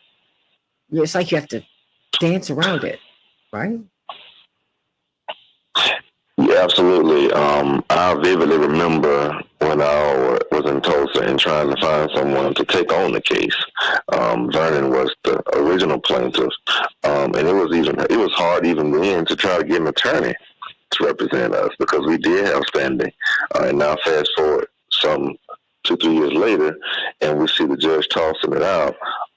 White female judge who tossed it out. We had a predominantly white Supreme Court judge do as Congressman Jackson just did and stated how we really can't even show our race on college applications, and we just had some folks, spending hundreds of dollars celebrating 4th of July, and when this country started, we were considered 3/5 human as a black person, and they counted that toward the slave owners' voting rights. Now our race is not considered at all. So we've gone completely backwards. And so one path forward, I believe, is that if others don't see us, we have to see ourselves. And that means we have to intentionally support each other. We have to look for black people. If the government doesn't want to see us, we have to start seeing ourselves. And that's as far as the schools we attend, the places we go to patronize. If others don't see us, we need to see ourselves. And that's supporting organizations like Rainbow Push. That's making sure that we see black people in everything we do. We shop black. We want to live black. We want to educate black. And we focus on us because nobody else is. And so intersectionality thing, we've been left aside. So, at the intersection. Well, then, at the intersection, and all the traffic and all the lights have gone green, what do we do? Mm-hmm. Hey, that's the only thing I can come up with, Reverend Dr. Turner. So, what made you get out there with that sign? People thought you were crazy. They did. They thought I was crazy. At the time, people were still calling it a riot. And people thought because of what happened with Ogletree's lawsuit that it was a dead and moot point. But I don't listen to man nor political parties. I trust in God. And I felt God told me to go out there, and I went. I went every week from 2018, September 12, 2018 to September 26 when I left to go to Baltimore. It was one of the longest sustained reparations movements on a consistent basis in the country. And rain, sleet, hail, or snow. And Thankfully, now we're excavating mass grave sites. Unfortunately, the lawsuit that I started is just got thrown out yesterday, but the fight still goes on. And right now, I'm marching from Baltimore to D.C. every month, 40 miles, 40 acres reparations. I'm trying to encourage this president to sign H.R. 40 into executive order. As he's done for other groups, he should do the same for us. That's the thing about black folks. We don't even ask for anything extra. We just ask for what we're due. And that's the difference. We can't even get what we're due in this nation. And that's why we need to start seeing each other. If no one else wants to see us, we need to start seeing each other and supporting each other. That's why I love your show. I love what you do, and I'm always going to support it. Well, Reverend Thurston, what's next? You've got the Faith Under 40 crowd. Did anyone react to your post? I mean, of course, Yes. People are tuning in, chiming in, thanking me for posting it, thanking me for redirecting our focus from the constant distractions that just pull us away from what's important for us as a people. I think we follow, as a younger person, we follow the footsteps of our elders and how they have continuously fought and withstood whatever it took to make the point known and make it highlighted. And so I try to do my part to keep raising the voice, lifting up the volume, and echoing the sentiments that we got to look out for us because don't nobody else care for us like us. Well, I mean, so what's next, Pastor Thurston, into your way of thinking? I mean, because we're in Chicago, we're based in Chicago, but of course you are preaching all over the country, indeed all over the world. Sure. Well, what are the next steps as you see them? Rallying our people towards financial investment, as has been said by the other panelists, towards institutions and entities like Rainbow Push, entities that are fighting for our rights so that they can remain free to fight and not held by people who have purse strings and have other agendas. We have to keep pushing our people in that direction. And of course, do what needs to be done on the legal side to help that legal side to continue to find a different angle, different avenue to keep attacking issues like this so that something can be brought back to our people so that revisionist history doesn't take place, because that's an agenda, to rewrite history, to soothe white fragility so that they don't have to look in the mirror and face what they have done and the systems that they continue to stand on that supports their wealth and their dominance and their power in our country. Well, Reverend Turner and Reverend Urey, what about boycotts? Reverend Turner, what about boycotts? What about targeting businesses? Looking at the Chamber of Commerce, who clearly... I think that's a must. Okay. Being in Tulsa, in fact, the very airplanes that were used to drop bombs on Black Wall Street and kill hundreds, some thousands, we believe, of black people, those airplanes were owned, some of those airplanes were owned, according to the Tulsa race, at the time they called it Race Riot Commission report, they were owned by Sinclair Oil. Sinclair Oil still is in existence and operation today. It's the green dinosaur. They exist. Their doors are open right now. People are pumping gas there now. The gas station, Sinclair. Sinclair Oil, yes. Their airplanes were used to drop bombs on black people. And no one from that company, they've gotten out scot-free. I want to put them in the lawsuit myself, actually. But they've gotten out scot-free. No one, not a penny has been paid by them. No one has even brought. When I was in Tulsa, I would lambast them every chance I got. Black folks still went over there to shop. They pumping gas. The Green Dinosaur, multi-million dollar, hundreds of $1 million gas station company. Airplanes used to drop bombs on black people. Can you imagine if that happened in Germany, in Nazi Germany, the same businesses that were used to drop bombs and put the Jews in gas chambers, with black folks, with people, period, still be patronizing them? Would they still be in business? Heck no. But Sinclair Oil is operating fully functional with no reprisal, with no sort of hardship at all suffered by any type of boycott, which is sad, which is deplorable, which is a shame. Congressman Jackson, did you know about Sinclair Oil and their connection to this? Yes, I have heard about them, absolutely. Oh, wow. And to C.K. Hoffler's point, as well as Reverend Turner's point, these companies, be it the insurance companies, if an insurance company becomes insolvent, by state law, other insurance companies reinsure it, and they purchase it so that insurance claims are solved. The continuity of the ownership of insurance companies is clear, and how they are reinsured. The continuity of this land, who's developed on it, who's profited, is clear. The only issue that is outstanding is, should a remedy, should fairness, should justice be delivered to the victims? And that's been decided by this court and this judge to mean no, and that business chamber of commerce. Santita, at the core of what Reverend Turner is fighting for is simple. It's just justice. Nothing We've extra. now got the right. Let me tell you. So when you see those fourth and fifth generation family farms, they know the Native American land that they have taken. So when you're thinking about 1907, when the state is incorporated, 1907, this was Indian territory that was a settlement prior to 1907. And actually, Greenwood is on top of Native American land that then ended up becoming incorporated by the state, and they stole from blacks that had an agreement with Native Americans. So wait. Blacks had an agreement with Native Americans to be on that land? Right. This was the Indian territory prior to 1907. And blacks had developed it, and then it was incorporated into a state by 1907, but they already had decades of living and working on that Native American land. Then fast forwarded by 1907, when things are more prosperous and the nation takes a sharp turn into this, not recognizing our contributions, and there's wholesale theft out of jealousy. Santita, it happened in Helena, Arkansas. It happened in Tulsa, Oklahoma. It happened in Rosewood. That's why African American history is going to be so fascinating now and into the future. We're just learning about it.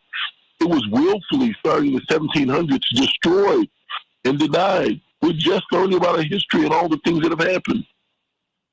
Reverend Dr. Yeary, we got to teach the history, and I know we're pushing for our schools to do that. But, I learned a lot about history. And Congressman Jackson, growing up in Push, when I think of Mrs. Orly Sanders, and I think of some of the great teachers who on the weekends and during teacher strikes, they were teaching us history all the time. We're going to have to do it. Reverend Dr. Yeary? Yeah, the prophet says, stand at the intersection and see where the good way lies. And the response is, we refuse to walk the path that takes us to the places of wisdom and justice.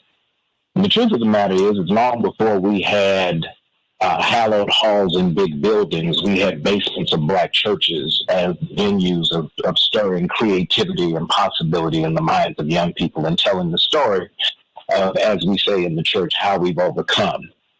And so I think part of it is Sunday school is important, but it shouldn't just be to teach Bible to save your soul. It should be to teach history to save your behind. Because the truth of the matter is we're operating out of this sense of ignorance, as Dr. Turner has indicated, that, all right, Sinclair Oil is a boycott target officially. We got to make that real clear, and it has to be unapologetic. We need to identify who's on the board, who owns shares. We can research all of that. We need to put everybody that's sustaining the rules that you could use a company's airplanes to devastate an entire community and still allow them to be profitable 100 years later. That's an affront to the sense of justice that we say we have. If we are a just people, then part of justice is accountability. And so we have to hold Sinclair Oil and those who have stood up Sinclair Oil and any other entity like Sinclair Oil, we have to hold them accountable. And so that's part of our obligation. So part of teaching is teaching practical application. That's what the church is. It's not just a classroom, it's a laboratory. You put your hands on it. You have to put your feet in it. You have to be able to touch it, sense it, feel it, smell it, and to be a part of it. That's why the movements that have gotten us this far happened and were stirred in sanctuaries and in basements of churches across the country to raise the money to be able to help sustain these issues, but also to recognize that this has to be a sustained effort. We are not going to get quick resolution to what has been a historical problem in America. And that's what they do. They use the system. If you want to see how to use the system to delay, to obfuscate, to frustrate, to make sure that you don't get your issue resolved, look at how they sustain these cases. The Students for Fair Admissions case, this is one thing we got to wrestle with internally, was taken on and it was funded. The students did not pay for the litigation. The litigation was paid to get the outcome. We have to invest in our ability to take these cases on and to see these cases through, because otherwise they use the system to dry up your money, to force you to have to concede because you're not going to be able to meet some deadline or respond to some brief or meet some court rule that then puts your case in jeopardy. We've got to invest. If we want to be able to see the outcomes that we say we want to see, we have to invest. We need a pool of resources. We need to support civil rights organizations. Rainbow Push should not have to be asking for nothing. After all of the work that's been put forth over the years, by Reverend Jackson and those who walked with him, the model he set for others at this stage of our elder statesman's life, that's an affront to any sensibility that we say we have a commitment to this thing called civil rights and social justice. The final thing is we've got to put this claim on the plate of the UN High Commission for Human Rights, the UN Working Group, that is reviewing the decade of people of African descent and is getting ready to make a recommendation to the UN General Assembly. There needs to be a conversation, and the chair of that working group is going to be at the Rainbow Push International Convention, at the international convening that James Gomez has put together. I think she is moderating a panel. This has to be part of the agenda. It needs to be scripted, laid out, placed in our hands to take back to the working group to be able to review how does it get included so that this does not just get, kind of swept under the rug at a district court level in the middle of Oklahoma. No. It needs to be lifted up as part of the human rights scrutiny that the world needs to see, that the greatest offender to the notion of racial justice globally continues to be, as Childish Gambino would say, America. This is America. C.K. Hostler, what's next? What's next is, I think everyone has said it beautifully. Congressman Jackson, Dr. Todd Eury recently, but all of the extraordinary leaders on this issue on your show today, Santita, have said it. But one of the things we have to really focus on is voting. We have to watch who we're voting into office. This is all very connected. We have to push the litigation. We have to support organizations like Rainbow Push and other organizations. I remember in the 80s when I was in law school, a meeting at Trans Africa Forum with the Trans Africa Forum with Randall Robinson and Reverend Jackson, Charles Ogletree, all of these great giants. We're talking about this in the 80s when I was in law school, when we were protesting in front of the South African Embassy in Washington. So this issue this fight has been going on for a long time, and we can't stop now because of all the other things that are happening in this country that are tied to this. People view reparations as like an intellectual fight or something that they can't support. They need to support it because it's part of a big fight that is going on in this country that's been announced and pronounced by the U.S. Supreme Court. Now, the reparations fight has been going on much longer than the U.S. Supreme Court decision banning or stripping affirmative action, but it's all the same rationale. It's race-based bias, and the result is severe injustice and violence. So we have to follow all these things, support the civil rights and the activist communities, support and never forget what's happened in Oklahoma, what's happened in Florida, actually, by the way, which happened in many of the states in the South and throughout this nation. People just call it something different and recognize it. And recognize that if we're not careful, this will happen again, over and over and over again. That's the danger right here. That's the danger, Santita. So vote, support the organizations of lawyers, no matter what type of law you practice. Take on a case that, pro bono, take on a case that stands for justice. This is the type of case that many lawyers, black and white, but particularly National Bar members, have taken on because they understood what's at stake. They knew the odds were against them because they saw what happened with the first litigation, where the giants in the industry took on. But one of the things that we learned from Charles Ogletree, we learned from Willie Gary, we learned from Johnny Cochran, we learned from Reverend Jackson, we learned from Dr. King, and we can go on and on and on and on, is that the struggle continues and we can't let up or stop. And use the skills that you have. If you're a lawyer, use that legal talent. Or if you can't, because of your business or your brand or your profile, give money to lawyers who can. There's so many ways that we can fight injustice, and you don't have to be the face, but you can support the face.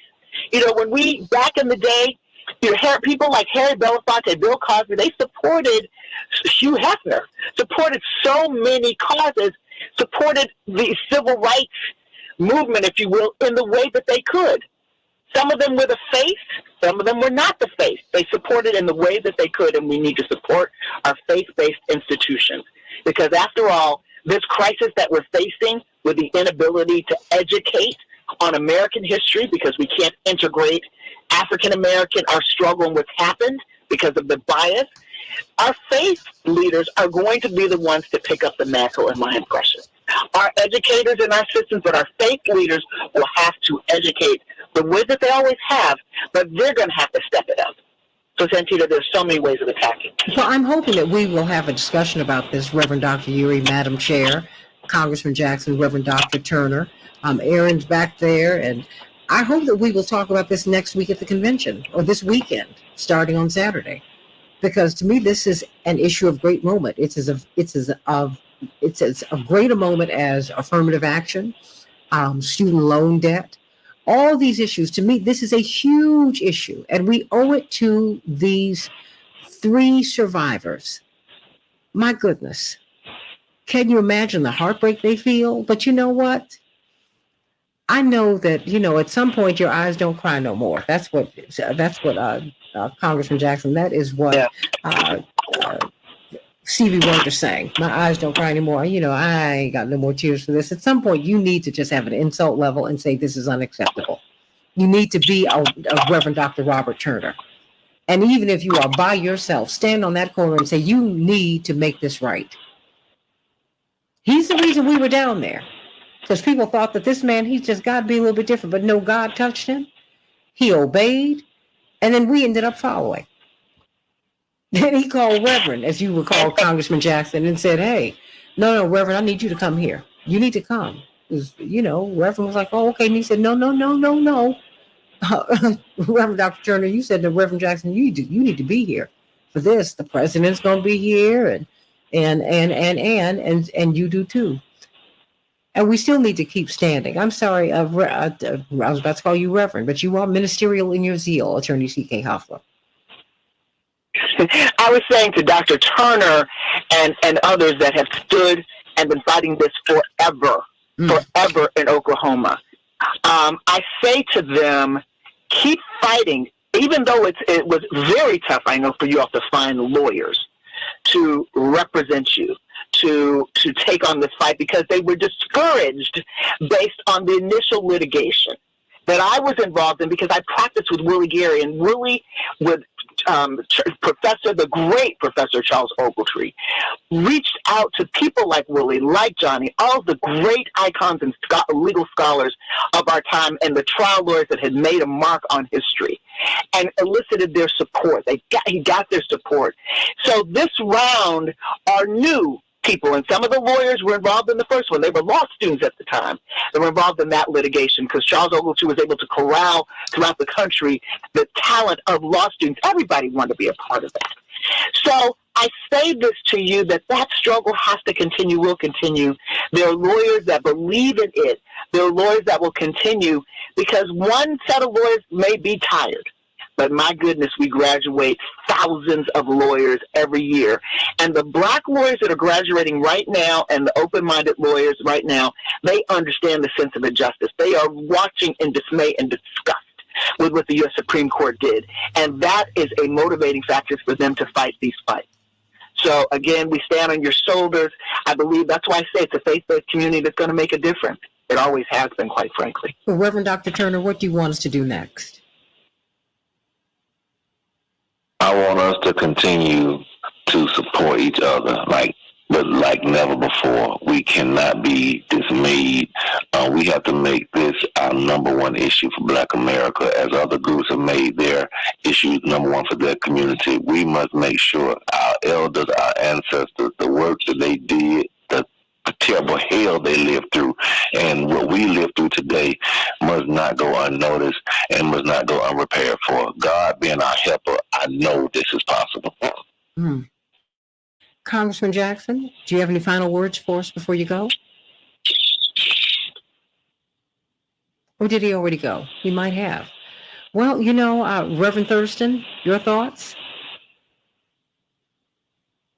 He might have gone too. Well, does anyone else have anything they would like to say before we go? And I'm going to reach back out to you, Reverend Dr. Turner, because, we need to reach out to Reverend today, Reverend Dr. Yeary. Make sure this is on the agenda. Yeah. Cynthia, I just want to thank you. Thank you for doing this. Thank you for this forum again. I know you said you have to thank me, but we do need to thank you because you are allowing people to express and to understand. Most importantly, your audience and people who are listening. You never know who's hearing to understand and hear an analysis that they are not hearing. That they are definitely not hearing in media. That if this has been raised at all, and very, very. I mean, the producer on my show was searching, and I said, wait a minute. Because I hadn't seen this even in all of the briefing stuff that I get on a daily basis. I hadn't seen this. It was Reverend Thurston. In and of itself. He pulled the article and put it on his Instagram feed, and I saw it late last night, which is why I sent you the text. Wait a minute, topic change. Woo! Well, and I saw that, and I had gotten it the day before from my producer on the show. She said, "Have you seen this?" Because she knew I had been involved in the previous. Because we've had a number of shows on reparations. And we have one caller that calls every single week to talk about reparations. So this is something on the hearts and the souls of many, and we have to continue to educate and work together and support. I think that's what's going to be the outcome of this, greater solidarity and support and working together. Well, that's what we need. And if the good Lord is helping to wake us up, Reverend Dr. Turner and Reverend Dr. Yeary, by doing this, okay. Because many of us have not appreciated the gains that our foreparents were able to make. Because whenever I hear people say, oh, we have, nothing has changed. No, a whole lot has changed. But the problem is so deep. The problem is as deep as it's older than the Republic. All of these injustices were baked in the cake of this colonial project.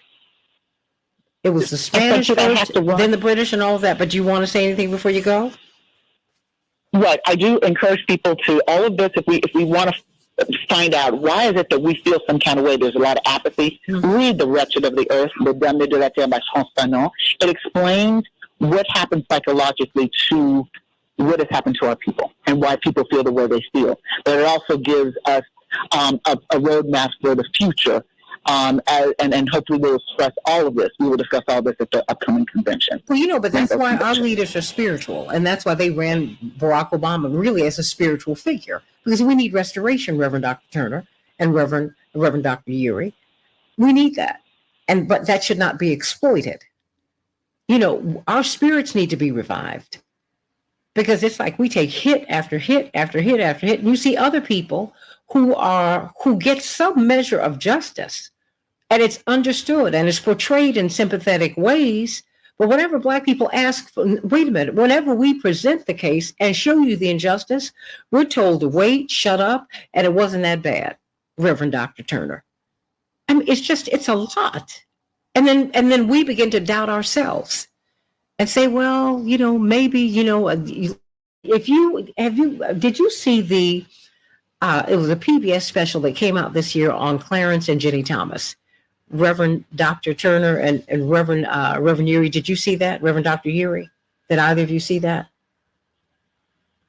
I think it's been raised a couple of times. I'm going to watch it. I have not seen it. No, watch it. Because when you see it, you will see Clarence Thomas go into the Oval Office and get some kind of citation from then President Ronald Reagan. And to see him literally almost bowing to this man as he walked out of the room. He wouldn't even turn his back to him as he walked out of the room. He kept bowing and saying, "Thank you, sir. Thank you, sir. I'm so glad to be here. Thank you, sir. Thank you, sir." I was like, oh my gosh, this poor man, he's broken. He's broken. But that is why they chose him. Because they don't want you. They don't want Reverend Dr. Turner. When I first saw him in Oklahoma, and I saw all 7 feet tall of him walking down, meeting us at the airport, I said, oh, okay.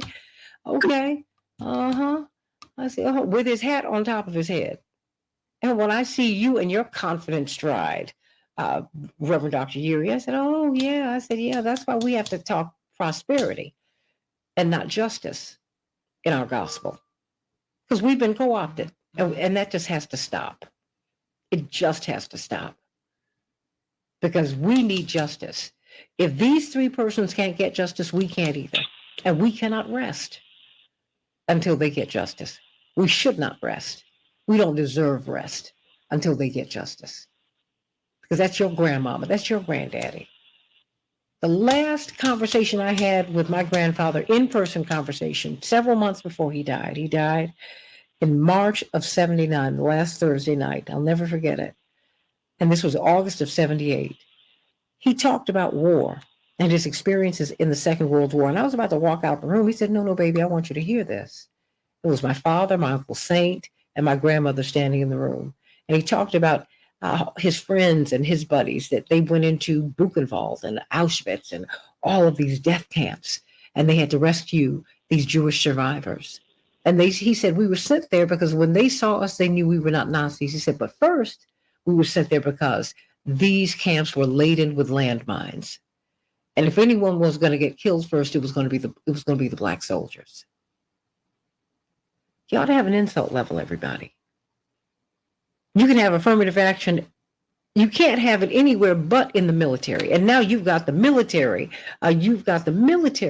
With all the people at the top now are black. So what are we, browning up imperialism? Are we going to send them so they can kill black and brown people all over the world? Is that going to be tolerable to us?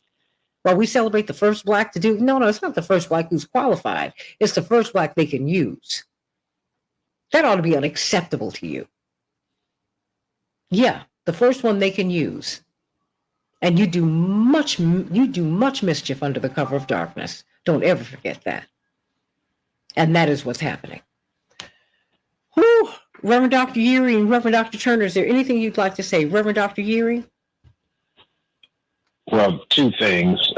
One, Madam Chair mentioned she was in law school in the 80s. She went to law school at 6. So I want to make the record straight there. A prodigy. I want to make sure we get that straight. The second thing is what my big brother Robert Turner, and he is literally my big brother. He blocks out the light. But what he said, I mean, just take all of what he has shared and replay it. But then you mentioned, Santita, we're spiritual people. We're grounded in the book. When Jeremiah is dropped in the valley of dry bones, and he's asked this question, can these dry bones live? He doesn't have an answer. He says, but you know, talking to God. And there's a process. First thing, you bring the bones together. We've got to unite. In uniting, we can get strength, because that's where the muscle comes. And then there's a wrapping, a tightening of our bond. But then ultimately, it's got to be a blow of the very essence. The power of God is going to make the movement. It's not going to be a matter of simply our genius. There also has to be a surrendering of and a yielding of everything that we've got, because this is not just about a justice moment; it's a righteousness moment. When they put this thing out that the soul of America we're battling for the soul of America. Well, that ain't nothing new. That's what Dr. Wright said when he was talking about if America don't get right, she going to hell. Right? That's not a new thing. That has always been the thing. And so we have to make sure that we do our part where we are. As Madam Chair said, get in where you fit in. Do your piece. The Montgomery bus boycott worked because everybody got in. Nehemiah rebuilt the walls because everybody had an assignment. What is your assignment? So that we can do more than just rebuild the wall to have it tight and get overwhelmed in the shout. We got to finish. We got to finish what we started, and we've got to do it without apology. And we rely on folks who take the mantle, not because they're invited, but because they are called to it, like the Robert Turners. And we listen to them because they are wearing the prophetic mantle of the moment, and they speak with clarity, divine clarity, about what the people all do in this moment when God's going to bring us together. Amen. Reverend Dr. Turner, thank you for that. Reverend Dr. Yuri, thank you. Reverend Dr. Turner, I'm going to look into this Sinclair oil piece, and I want to circle back with you about, I mean, I've been pulling up the articles. I just wanted to pull up more articles so that we need to talk to Reverend Dr. Yuri, Reverend Dr. Turner. We're still on Facebook, but I can say this in full transparency with my audience. We need to talk to Reverend Jackson today because this needs to be an agenda item at the convention. And we have a focus when you look at Sinclair Oil. What did you say? The little green giant? I'm like, that's right. Wait. Hold on. Hold on. No, we have some people we can deal with right now. You know, Reverend's good at that. Reverend Dr. Yuri, Reverend Dr. Turner.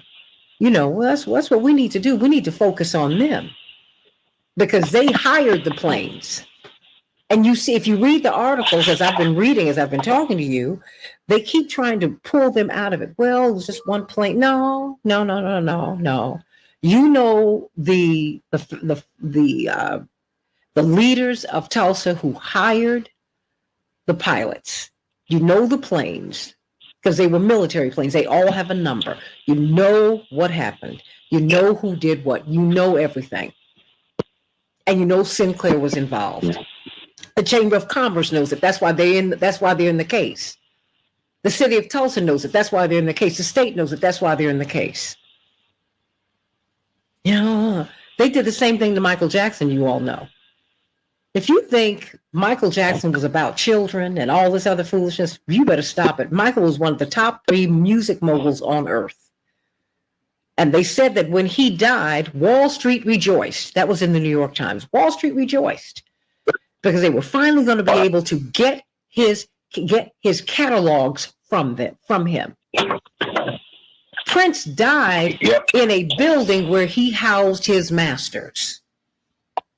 And Al Bell was going to be killed in a building when he was sitting with his masters when he owned Stax. You need to know what the game is. We still don't know how Prince died. Michael Jackson, really? Oh, no. We need to know what the deal is. Wall Street rejoiced. And then there was a big cover story in the New York Times in the art section about these Wall Street moguls who were excited that they were going to be able to buy this man's catalog because it was worth so much money. Because Michael would wear the same stuff. He had a uniform that he wore. He wasn't into clothes. I knew Michael since I was 3 or 4. That's not what he was into. Michael used to sit up under John Johnson, Berry Gordy, and then later on Jesse Jackson and other free black men, and he patterned himself after them. Reverend Dr. Turner and Reverend Dr. Yuri. Oh, well, let me just say this to you very quickly. Reverend was interrupted toward the end of his 84 campaign because he got a call from Don King and Michael's father. They are threatening not to start this victory tour. We need you to come. Yeah, we know you're running for president, but this is the biggest tour in the world. We need you to come into Kansas City and speak to my sons because all these lawyers and all these people around them, and they have them not speaking to each other. So Reverend had to stop his campaign because we were in California trying to really have a great showing there and get them to speak to each other and told the lawyers to leave the room. They were like, well, no, we can't leave the room. He said, oh, you're going to leave this room. I was not always Reverend Jackson. You're going to get out of here. Oh, we need to know what the game is. Chamber of Commerce got involved in this suit, y'all. Reverend Dr. Yeri. Oh. To the game, right? When we look at how corporate interests have been at the core of much of the horror that we've seen with the orchestration of the government. Remember, just like there's a Sinclair Oil in Tulsa, there was an Aetna Insurance. Its predecessor insured the trafficking of human bodies from the coast of Africa. They made their money off of insuring what they called human cargo. Aetna was merged with CVS Health a few years ago. So we have to look at the lineage of the dollars that continue to reposition and almost recreate in new ways that have been built unjustly. But as you were talking about the story about Michael Jackson and others, right? The system is designed to make it hard for you to get a master's, make it hard for you to own your master's, because ultimately they just want you to have a master. Double entendre. I got it. Have a master they can sell and a master who can oversee you. How about that? Look, I'm with you now. I'm feeling you. Well, I think we need to speak to Reverend Jackson about this. Because we have a target. Let me know. I'm on the way to the office. I'll be around most of the day. Well, call him and tell him what you heard on the show today. You call him. Okay. Call him immediately, please. Call him. And Reverend Dr. Turner, you call Reverend and please let him know. And thank you for bless your wife's heart and your family, because I called you in the middle of the night, but I didn't know anything about this case, Reverend Dr. Turner. And when I found out about it, I said, I had to turn things over. I said, bless your heart. I said, I just got to call him because we've got to go with this story. How can people listen to this show right now? Working the room. Please call Reverend. Say it again. I said, how can people listen to this show? I'm going to send you, first of all, they can go on, I'll send you the link. They can go on YouTube. They can go on Facebook if they want to hear the whole thing.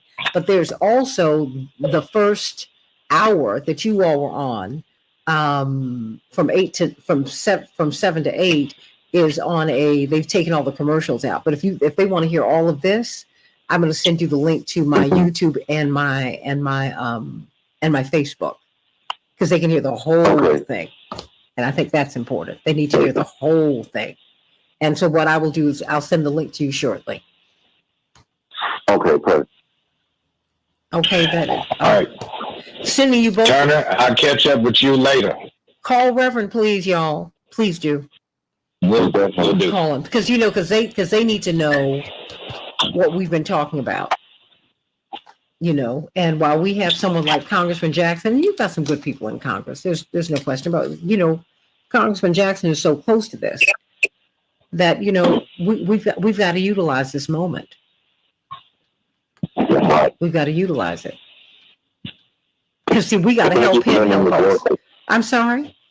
Thank you for your voice and your platform. No, it really means a lot. It's our platform. I'm just a student. Hey, man. It's not mine. That's why I try to bring people on, because people need to hear your voice. They need to hear Reverend Dr. Yeri. They need to hear C.K. Hoffler. They need to hear Congressman Jackson. They need to hear Aaron Connolly, who we didn't hear from today. They need to hear Reverend Stephen Thurston. They need to hear. So just to get up on the radio and to run my mouth, no. I don't think God gave me this opportunity for that. The opportunity that, as I see it, is to bring all of these voices. Yes, and my opinions through, there's no question. But I want you to know that my opinions are grounded in fact. And some of the most brilliant people in the world, who I know are people you've never seen and who will not be on corporate media because they're not telling the corporate story. But they're no less important to you. We don't have ebony and jet, but we have some. God has given us some things, and that's what we need to do. So there's that. So I will send you those links shortly, Reverend Dr. Turner. So remember, I mean, if there's a story that you want me to amplify, just call me, send me a text, let me know, we'll do it. I will definitely do that. Okay. Most certainly. All right. Sending you my love. And but I'm going to reach out. I'm going to find out. I'm going to download some more stories about Sinclair because I also got the Oklahoma Commission, this 200-page report on, and I'm downloading that shortly. It's in there. Mm-hmm. It's in there. Okay. Well, I'm because I saw the aerial assault that it's just only a few pages, but that's good. But I want to download the whole thing. And that's what That's right. All right.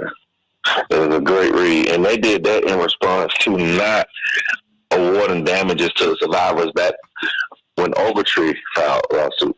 Okay. The state legislature has formed that commission in response to the court not, giving damages. So hopefully the legislature does something in response to this action as well. Boy, they do. Airplanes and the Riot by Richard Warner. That's his chapter. So okay, well I'm pulling the whole thing just so that you know. Okay, wonderful. Okay, so sending you much love, but I'm gonna reach out to Reverend now. Okay. Okay, sending you love. Thank you, everybody. Devin, thank you for one show, and I'm gonna send you this link. Oh, these links. Okay, and I'm sending them to you, Todd. So if you can push them out as well. Love you all. Love you, love you, love you, everybody. I'm sending you all so much love. I'm going to get on out of here so I can get some other things done today. So there you go. Oh, love you.